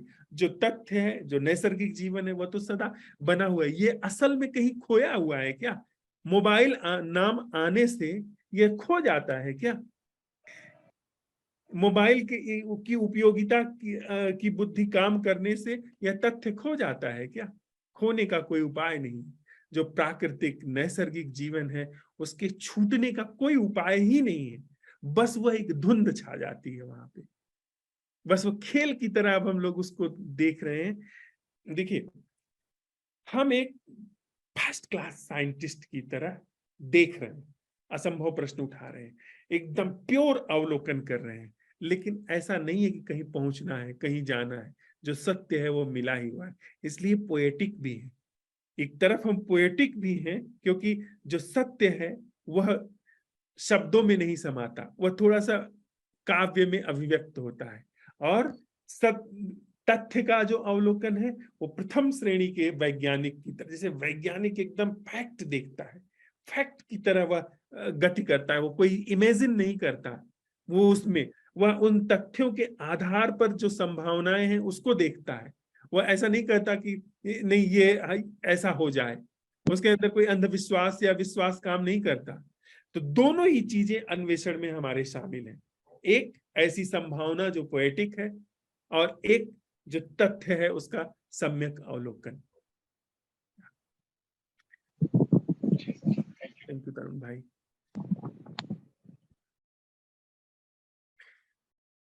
गौरी,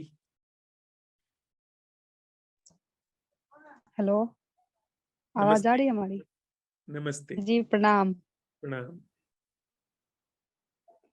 हाँ, यार हाल चाल तो ठीक है बा।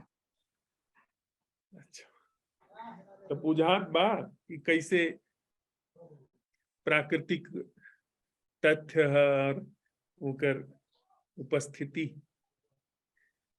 वो देखने के बाद ना वो विचार आने लगते हैं, मतलब वो चाहे किसी को भी देखूं, चाहे दीवार को देखूं या घर में अपने आप को, कैसे वो बनता है, वो शुरू से बनते बनते बनते बनते वापस स्टार्टिंग तक चला जाता है। जैसे एक टेबल को देखूं तो उस मतलब स्टार्टिंग में चला जाता है कि यार ये पेड़ से बना होगा, ठीक है, और पेड़ प्राकृतिक है, मतलब वो विचार आते नहीं, सारे हमारे सर के ऊपर से भाग जाते हैं।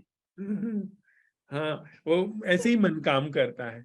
मन देखता है तो वो इस भाषा में सोचता है कि यह प्रकृति से आया है और अभी इसका स्वरूप जो है वो प्राकृतिक नहीं है।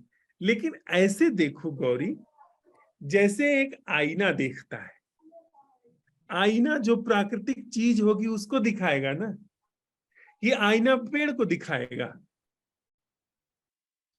अगर एक कुर्सी रखी हुई है तुम्हारे सामने, टेबल रखा हुआ है, तो उसके सामने अगर दर्पण रख देती हो तो दर्पण में लकड़ी दिखेगी कि पेड़ दिखेगा, या दर्पण में सिर्फ कुर्सी दिखेगी, टेबल जो है वो वही जो है टेबल वही दिखेगा ना। तो हम लोग, और जो है वो नेचुरल तथ्य है, वो उस समय का तथ्य है। वो जो पहले हुआ है वो इस समय तथ्य नहीं है। इस समय तो वो जो स्वरूप है वही तथ्य है। तो क्या उस तरीके से चीज को देख सकती हो? प्राकृतिक तथ्य ऐसे कि आंखें जो है एकदम निर्मल हैं, उस पर कोई भी धुंध नहीं है कि कैसे यह बना है, कैसे की बात नहीं है। कैसे की जगह क्या, हमारी बुद्धि कैसे में चल रही है, ये कैसे बना है, कहाँ से आया है, वगैरह वगैरह, क्या है, वह क्या है। जैसे आईना सिर्फ वह क्या है दिखा रहा है, उसका आकार दिखा रहा है, उसका रंग दिखा रहा है, बस। तो वैसे क्या वह क्या है ऐसे देख सकती हूँ बिना उसमें बुद्धि के प्रयोग के। ऐसे अगर गौर से देखते तो फिर विचार नहीं आते, मतलब। है ना। इसका मतलब कि जो विचार हैं वे ऊपर से धुंध की तरह उस पर छाए हैं। जैसे पहाड़ पर बादल छा जाते हैं और बादल जब छा जाते हैं तो पहाड़ नहीं दिखता, पहाड़ कितनी विराट चीज है, पर हल्का सा बादल आ जाए पहाड़ नहीं दिखता। तो वैसे ही हल्की सी धुंध आ गई विचार की, जो असल सच्चाई है वो नहीं दिखती है जीवन की। अच्छा अच्छा अच्छा। कभी कभी भय भी लगता रहता है हमको कि ये गौर से देख रहे हैं तो कहीं आप मतलब अपने आप जबरदस्ती विचार रुक तो नहीं गया। नहीं, अगर देख रहे हैं तो रुक नहीं गया। विचार ये भय पैदा करता है, जानती हो क्यों? क्योंकि कोई भी पुरानी आदत वो हर उपाय करती है बने रहने की, कोई भी पुरानी आदत हो। और यह विचार जो है ये तो लाखों साल पुरानी आदत है। हमारा जो ब्रेन है वो विचार करने के लिए ही बना है, जिस रूप में अभी है उसको विचार लगातार चाहिए। तो वो पुरानी से पुरानी आदत है, तो भय पैदा करेगा, वो दुख पैदा कर देगा, कि बोर्डम पैदा करेगा कि क्या बकवास है ये। लेकिन अगर हम लोग उस पर, हमारी प्यास गहरी है, तटस्थ बने रहे, तो सच उघड़ जाता है।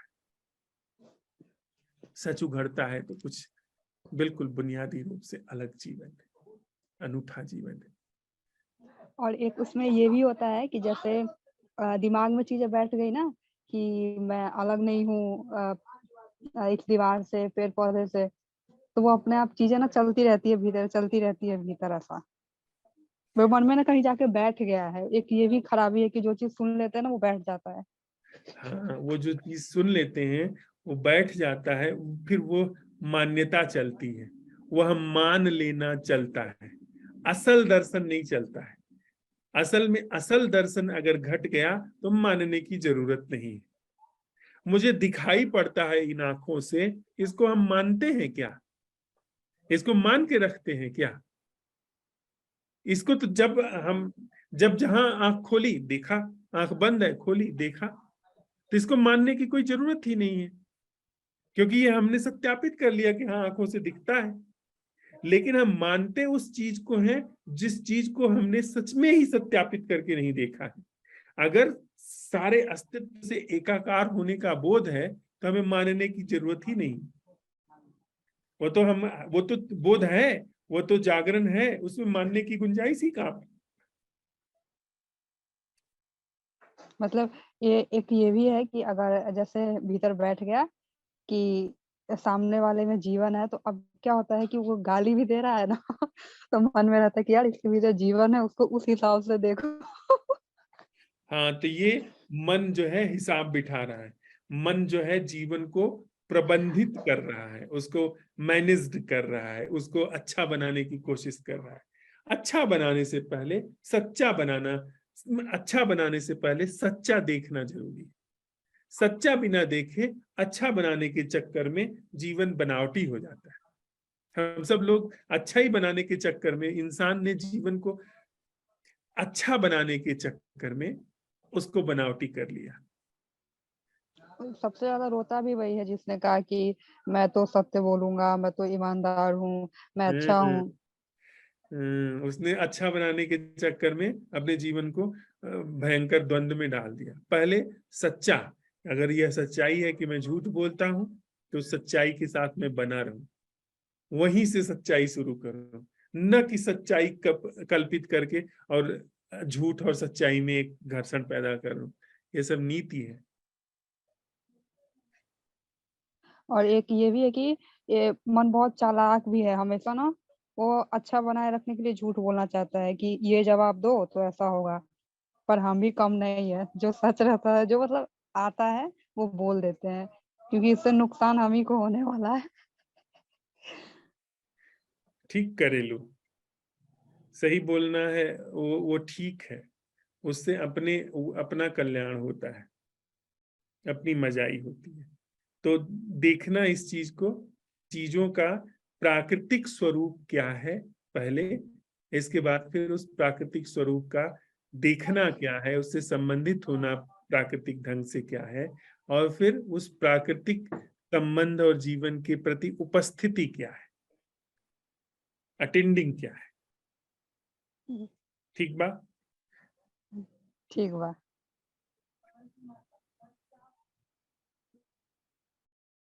Ranjita, if you want to add something.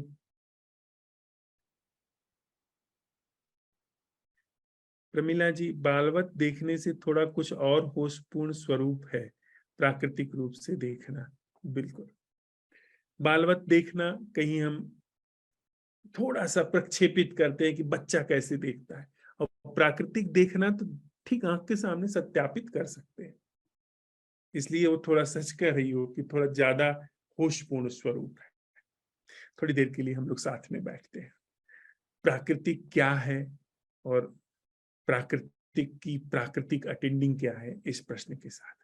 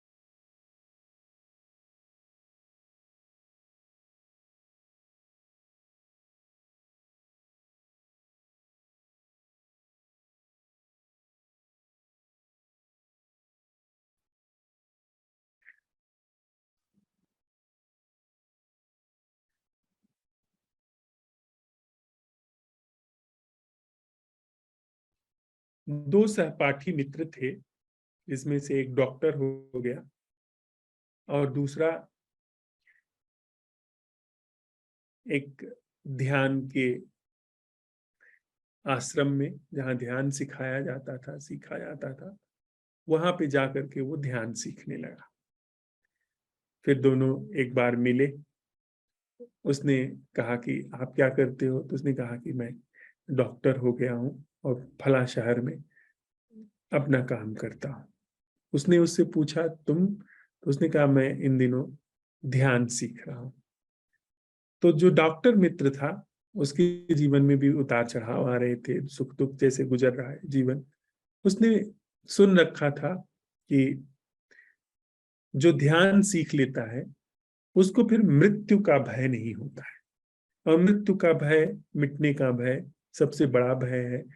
तो उसके ही सापेक्ष जीवन में, और डॉक्टर को तो ज्यादा यह चीज दिखाई देती है क्योंकि वह लोगों का इलाज करता है, कभी कभी लोग नहीं भी रहते हैं, तो उसको तो ज्यादा इस चीज से दो चार होना पड़ता था। तो उसने पूछा कि क्या मृत्यु का भय नहीं होगा अगर मैं ध्यान सीख लूंगा? तो उसने कहा हाँ, यह बात सच है। तो उस मित्र ने कहा मैं भी ध्यान सीखना चाहता हूँ, किसके पास जाऊं, कहाँ जाऊं? तो उसने एक व्यक्ति का नाम लिया कि वहां जाकर के आप ध्यान सीख सकते हैं। उसने कहा कि क्या उनको मृत्यु का भय नहीं है? उसने कहा कि आप खुद ही पता लगा लिए। तो वो जो डॉक्टर था, फिर वो उस फकीर के पास गया। उसने एक बड़ा सा छुरा, कटार अपने पास में रख ली कि जाकर के वो देखे कि उस फकीर के पास मृत्यु का भय है या नहीं। जब वो उसके आश्रम में पहुंचा और दोनों आमने सामने हुए, तो उस फकीर ने देखते ही उसे कहा कि अरे मित्र, बहुत दिन बाद मिले हम, आप कैसे हैं? उसके इस तरीके से पूछने में, उसकी इस तरीके से उपस्थिति में यह जो डॉक्टर था ये घबरा गया कि अरे, यह तो मैं पहली बार इससे मिल रहा हूं और ये कह रहा है कि कहो मित्र कैसे हो। और उसके बोलने में ऐसा ऐसा भाव था, ऐसी उपस्थिति थी, ऐसी आत्मीयता थी कि वो इनकार भी नहीं कर सका कि हम लोग जैसे पहली बार मिल रहे हों। वो बिल्कुल उसकी उपस्थिति में ऐसा था जैसे कि कभी हम लोग बिछड़े ही नहीं हैं, हम लोग सदा ही मित्र रहे हैं और थोड़े दिन बाद मिल रहे हैं। तो वो थोड़ा घबरा गया, वो बात ही भूल गया कि कटार लेकर के आया हूं और इसकी परीक्षा लेनी थी कि इसको मृत्यु का भय लगता है कि नहीं लगता है, कि इसके पहले मैं ध्यान का प्रयोग करूं। उसने कहा कि माफ कीजिएगा, मैं तो पहली बार आपसे मिल रहा हूं। तो उसने फिर कह दिया, अच्छा अच्छा, मैंने समझा कि मेरे पास कोई ध्यान सीखने के लिए डॉक्टर आते हैं, मैंने समझा कि वही है। लेकिन वो डॉक्टर समझ गया कि यह तो फिर अब बात बनाने की बात हो रही है। असल में उसका जो व्यवहार था वो ऐसा लगा जैसे कि वो हम लोग बहुत गहरे मित्र हों। और यही होता है, अगर सच में ही कोई व्यक्ति ध्यान को उपलब्ध है तो उसके जीवन में एक मैत्री भाव होता है। उसका परिचय अपरिचय से कुछ नहीं लेना देना होता है। हम क्या जानते हैं? हम मित्रता जानते हैं। मित्रता हमेशा परिचय पर आधारित होती है, परिचय के आश्रय पर खड़ी होती है। अगर हम आप परिचित नहीं हैं, और परिचय सूचना से होता है, ज्ञान से होता है, तमाम डाटा से होता है, उसके बाद हम तय करते हैं कि इनसे मित्रता करनी है कि इनसे दूरी बनाए रखनी है। तो मित्रता हमेशा आश्रित होती है परिचय पर, हम उसी को जानते हैं। लेकिन ऐसा कोई व्यक्ति है जिसके स्वभाव में ही मैत्री है। मैत्री जो शब्द है वो परिचय पर आधारित नहीं है, वह दूसरे पर आधारित ही नहीं है। मित्रता दूसरे पर आधारित है, दूसरे का परिचय होगा तब मित्रता का यह जो हमारे अंदर भाव है वह अस्तित्व में आता है, वह व्यवहार में आता है। लेकिन मैत्री का परिचय से कुछ भी लेना देना नहीं है। मैत्री आत्मगत है, वह अपना ऐसा जीवन है, अपना ऐसा स्वभाव है जिसमें हर किसी चीज के प्रति मैत्री भाव है। पेड़ हो, पौधा हो, पशु हो, पंछी हो, इंसान हो, पत्थर हो, जहां मैत्री है वहां किसी भी चीज के प्रति ऐसा भाव नहीं है जो उपेक्षापूर्ण हो। वो सहज स्वभाव है। वो आदमी पैर भी रखता है तो ऐसा नहीं कि जैसे कि अपने किसी आत्मीय के हाथ पैर पर पैर रख रहा है कि बचा करके कहीं कुचल न जाए, ऐसा इस तरीके से। फिर वह उसको तो यह बात ही खत्म हो गई कि इसकी परीक्षा लेनी है, क्योंकि वो तो आया था परीक्षा लेने के लिए और वहां तो कुछ अजीब सी बात पता चली उसके व्यवहार में। खैर उसने यह बात टाल दी कि इसकी परीक्षा लेनी है, इसको डराना है। उसने पूछा कि मैंने सुना है कि ध्यान सीख लेने के बाद मृत्यु का भय नहीं लगता है। तो उसने कहा हाँ, यह बात सच है फकीर ने। तो इस व्यक्ति ने कहा मैं भी ध्यान सीखना चाहता हूँ। उस फकीर ने कहा ध्यान कुछ भी बड़ी बात नहीं है, आप जो भी कर रहे हैं उसको बड़े हृदय से करिए, वही ध्यान है। आप अब डॉक्टर है, रोगियों की चिकित्सा करते हैं, बड़े प्रेम से स्नेह से उनका ख्याल रखिए, वही ध्यान है। इसने कहा अच्छा ठीक है।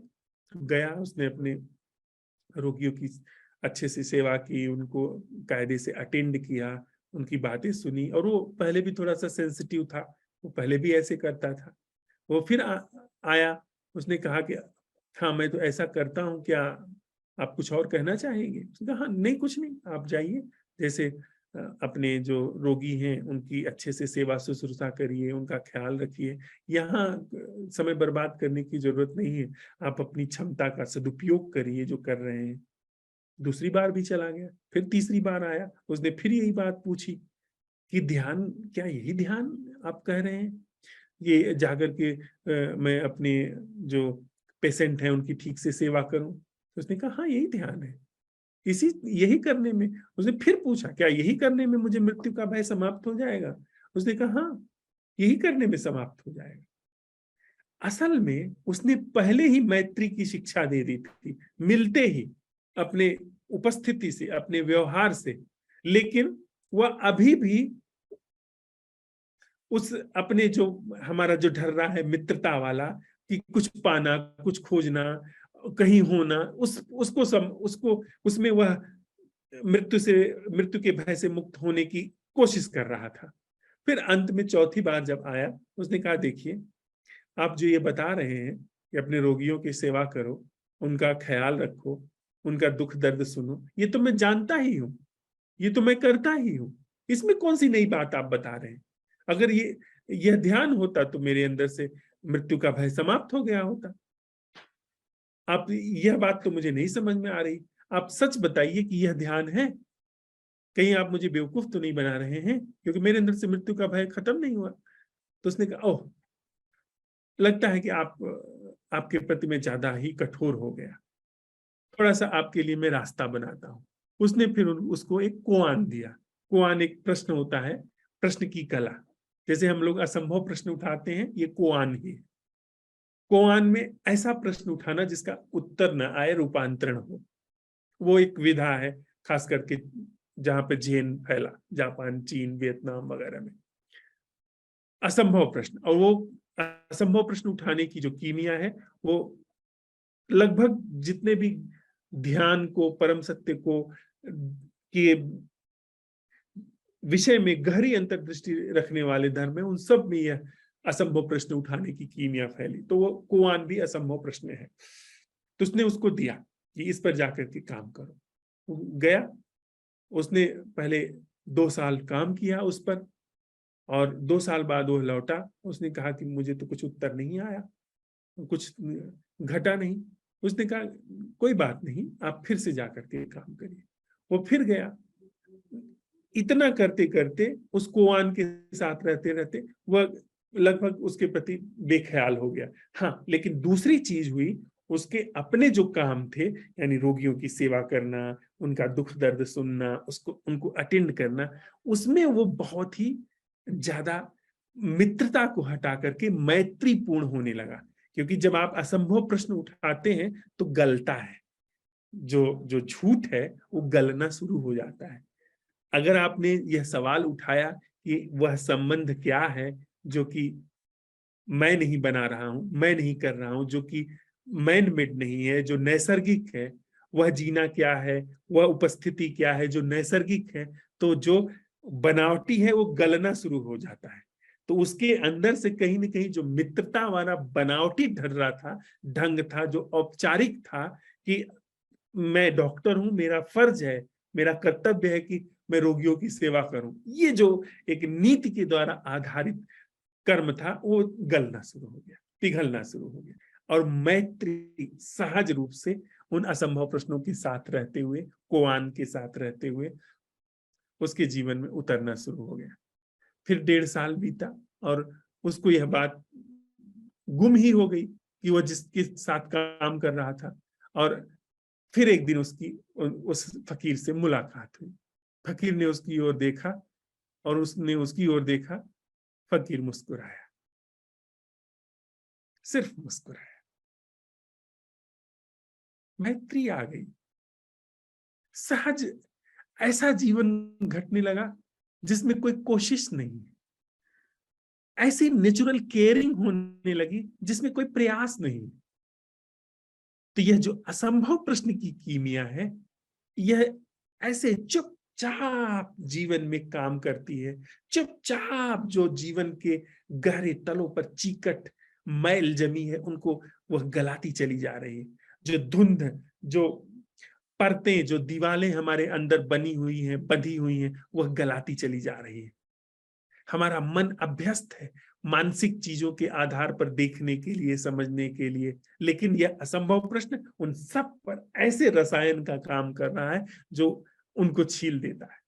यह जो मन है, इस पर सिर्फ असंभव प्रश्न का रसायन काम करता है, और बाकी चीजों को तो खेल की तरह निगल जाता है। इसको इसको पचा जाता है, उसको कोई फर्क नहीं पड़ता। सिर्फ असंभव प्रश्न के जिसका उत्तर इसको नहीं मिलता है, जिसका उत्तर ये हासिल ही करने में समर्थ नहीं है, वहां पर यह गलना शुरू हो जाता है। तो हम जिस प्रश्न पर काम कर रहे हैं कि जो प्राकृतिक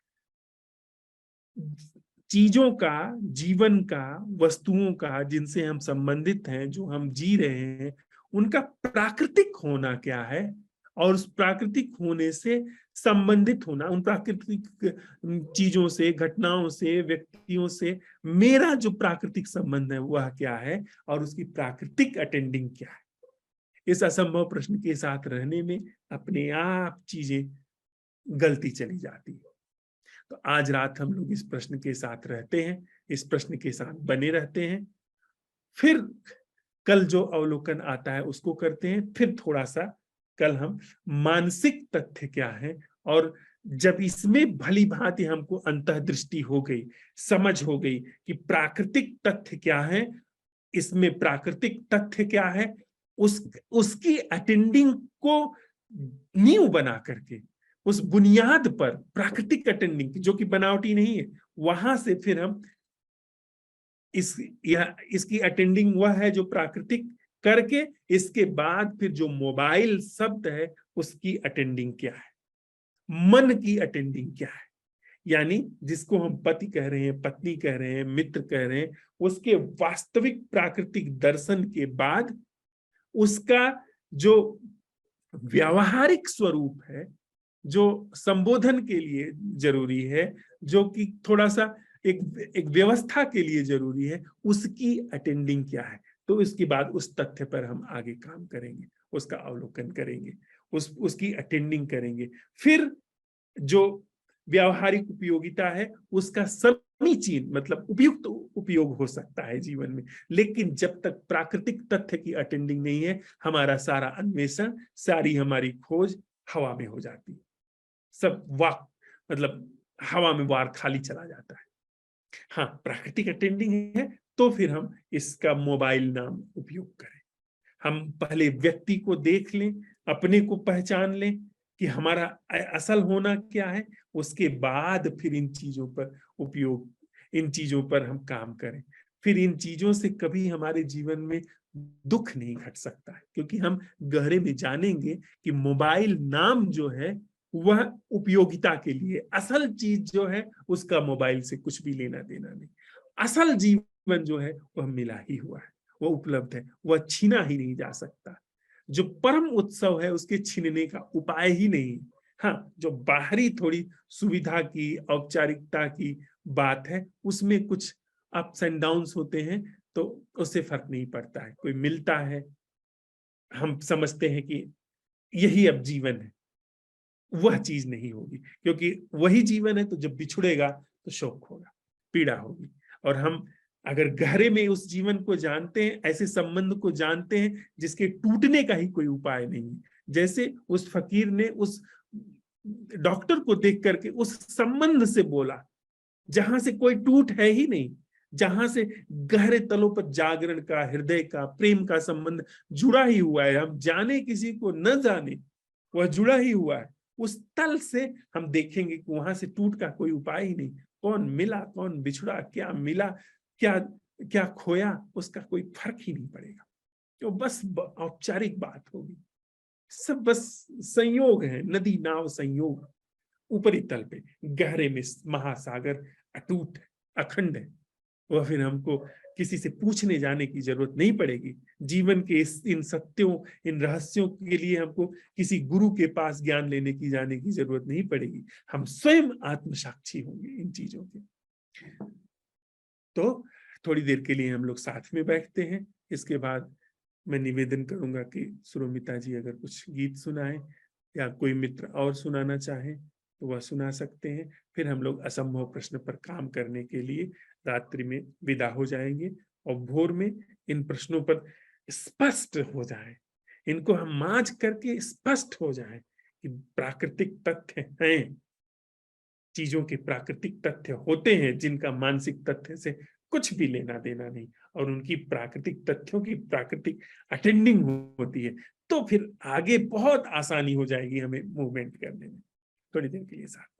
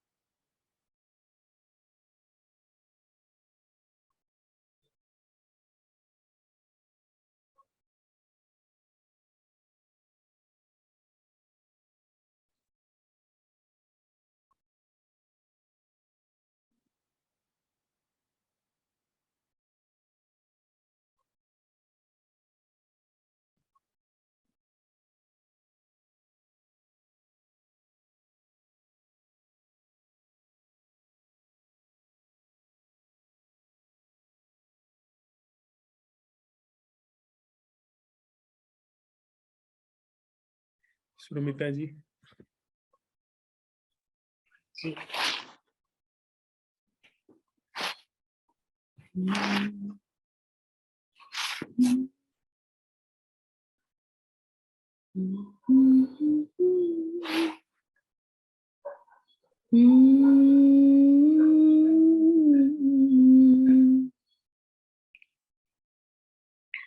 कर्मणा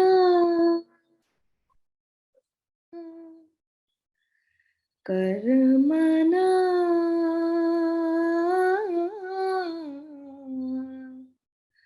प्रभु सोऐसी प्रीत प्रीत कर्मणा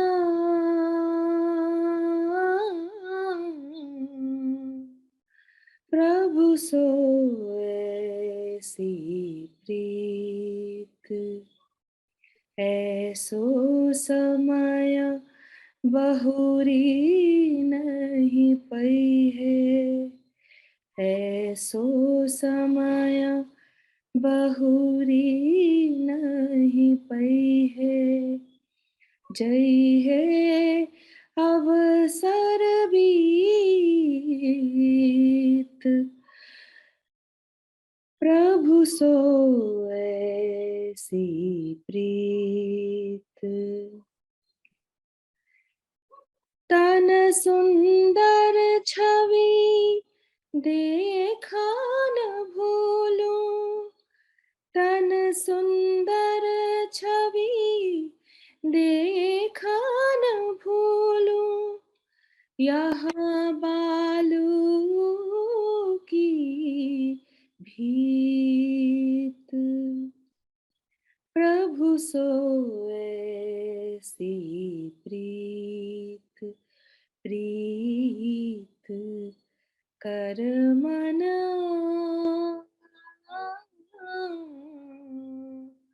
प्रभु सोऐसी प्रीत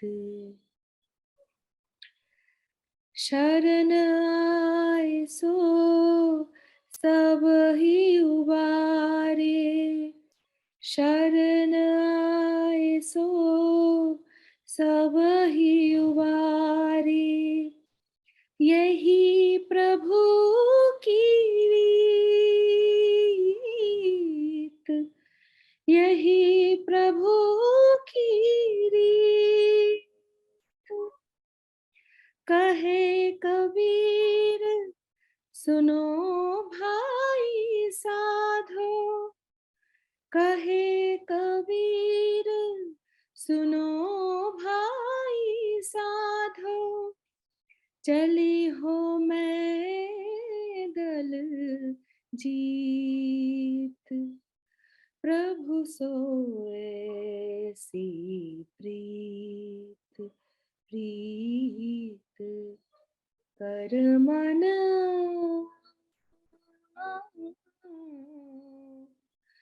प्रभु सोऐसी प्रीत ऐसो समय बहुरी नहीं पई है, जय है अवसर बीत प्रभु सोऐसी प्रीत प्रीत कर मन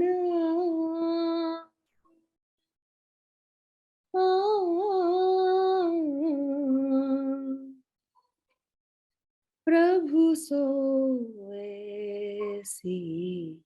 प्रीत प्रीत।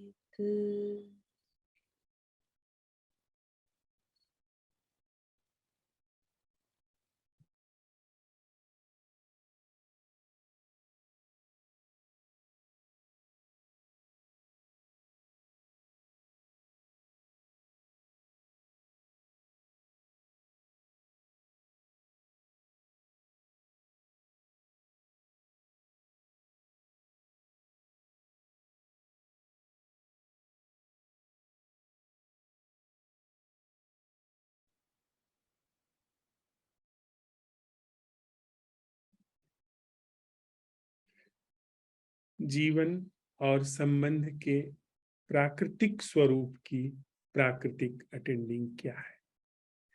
जीवन और संबंध के प्राकृतिक स्वरूप की प्राकृतिक अटेंडिंग क्या है? जीवन और संबंध के प्राकृतिक स्वरूप की प्राकृतिक अटेंडिंग क्या है?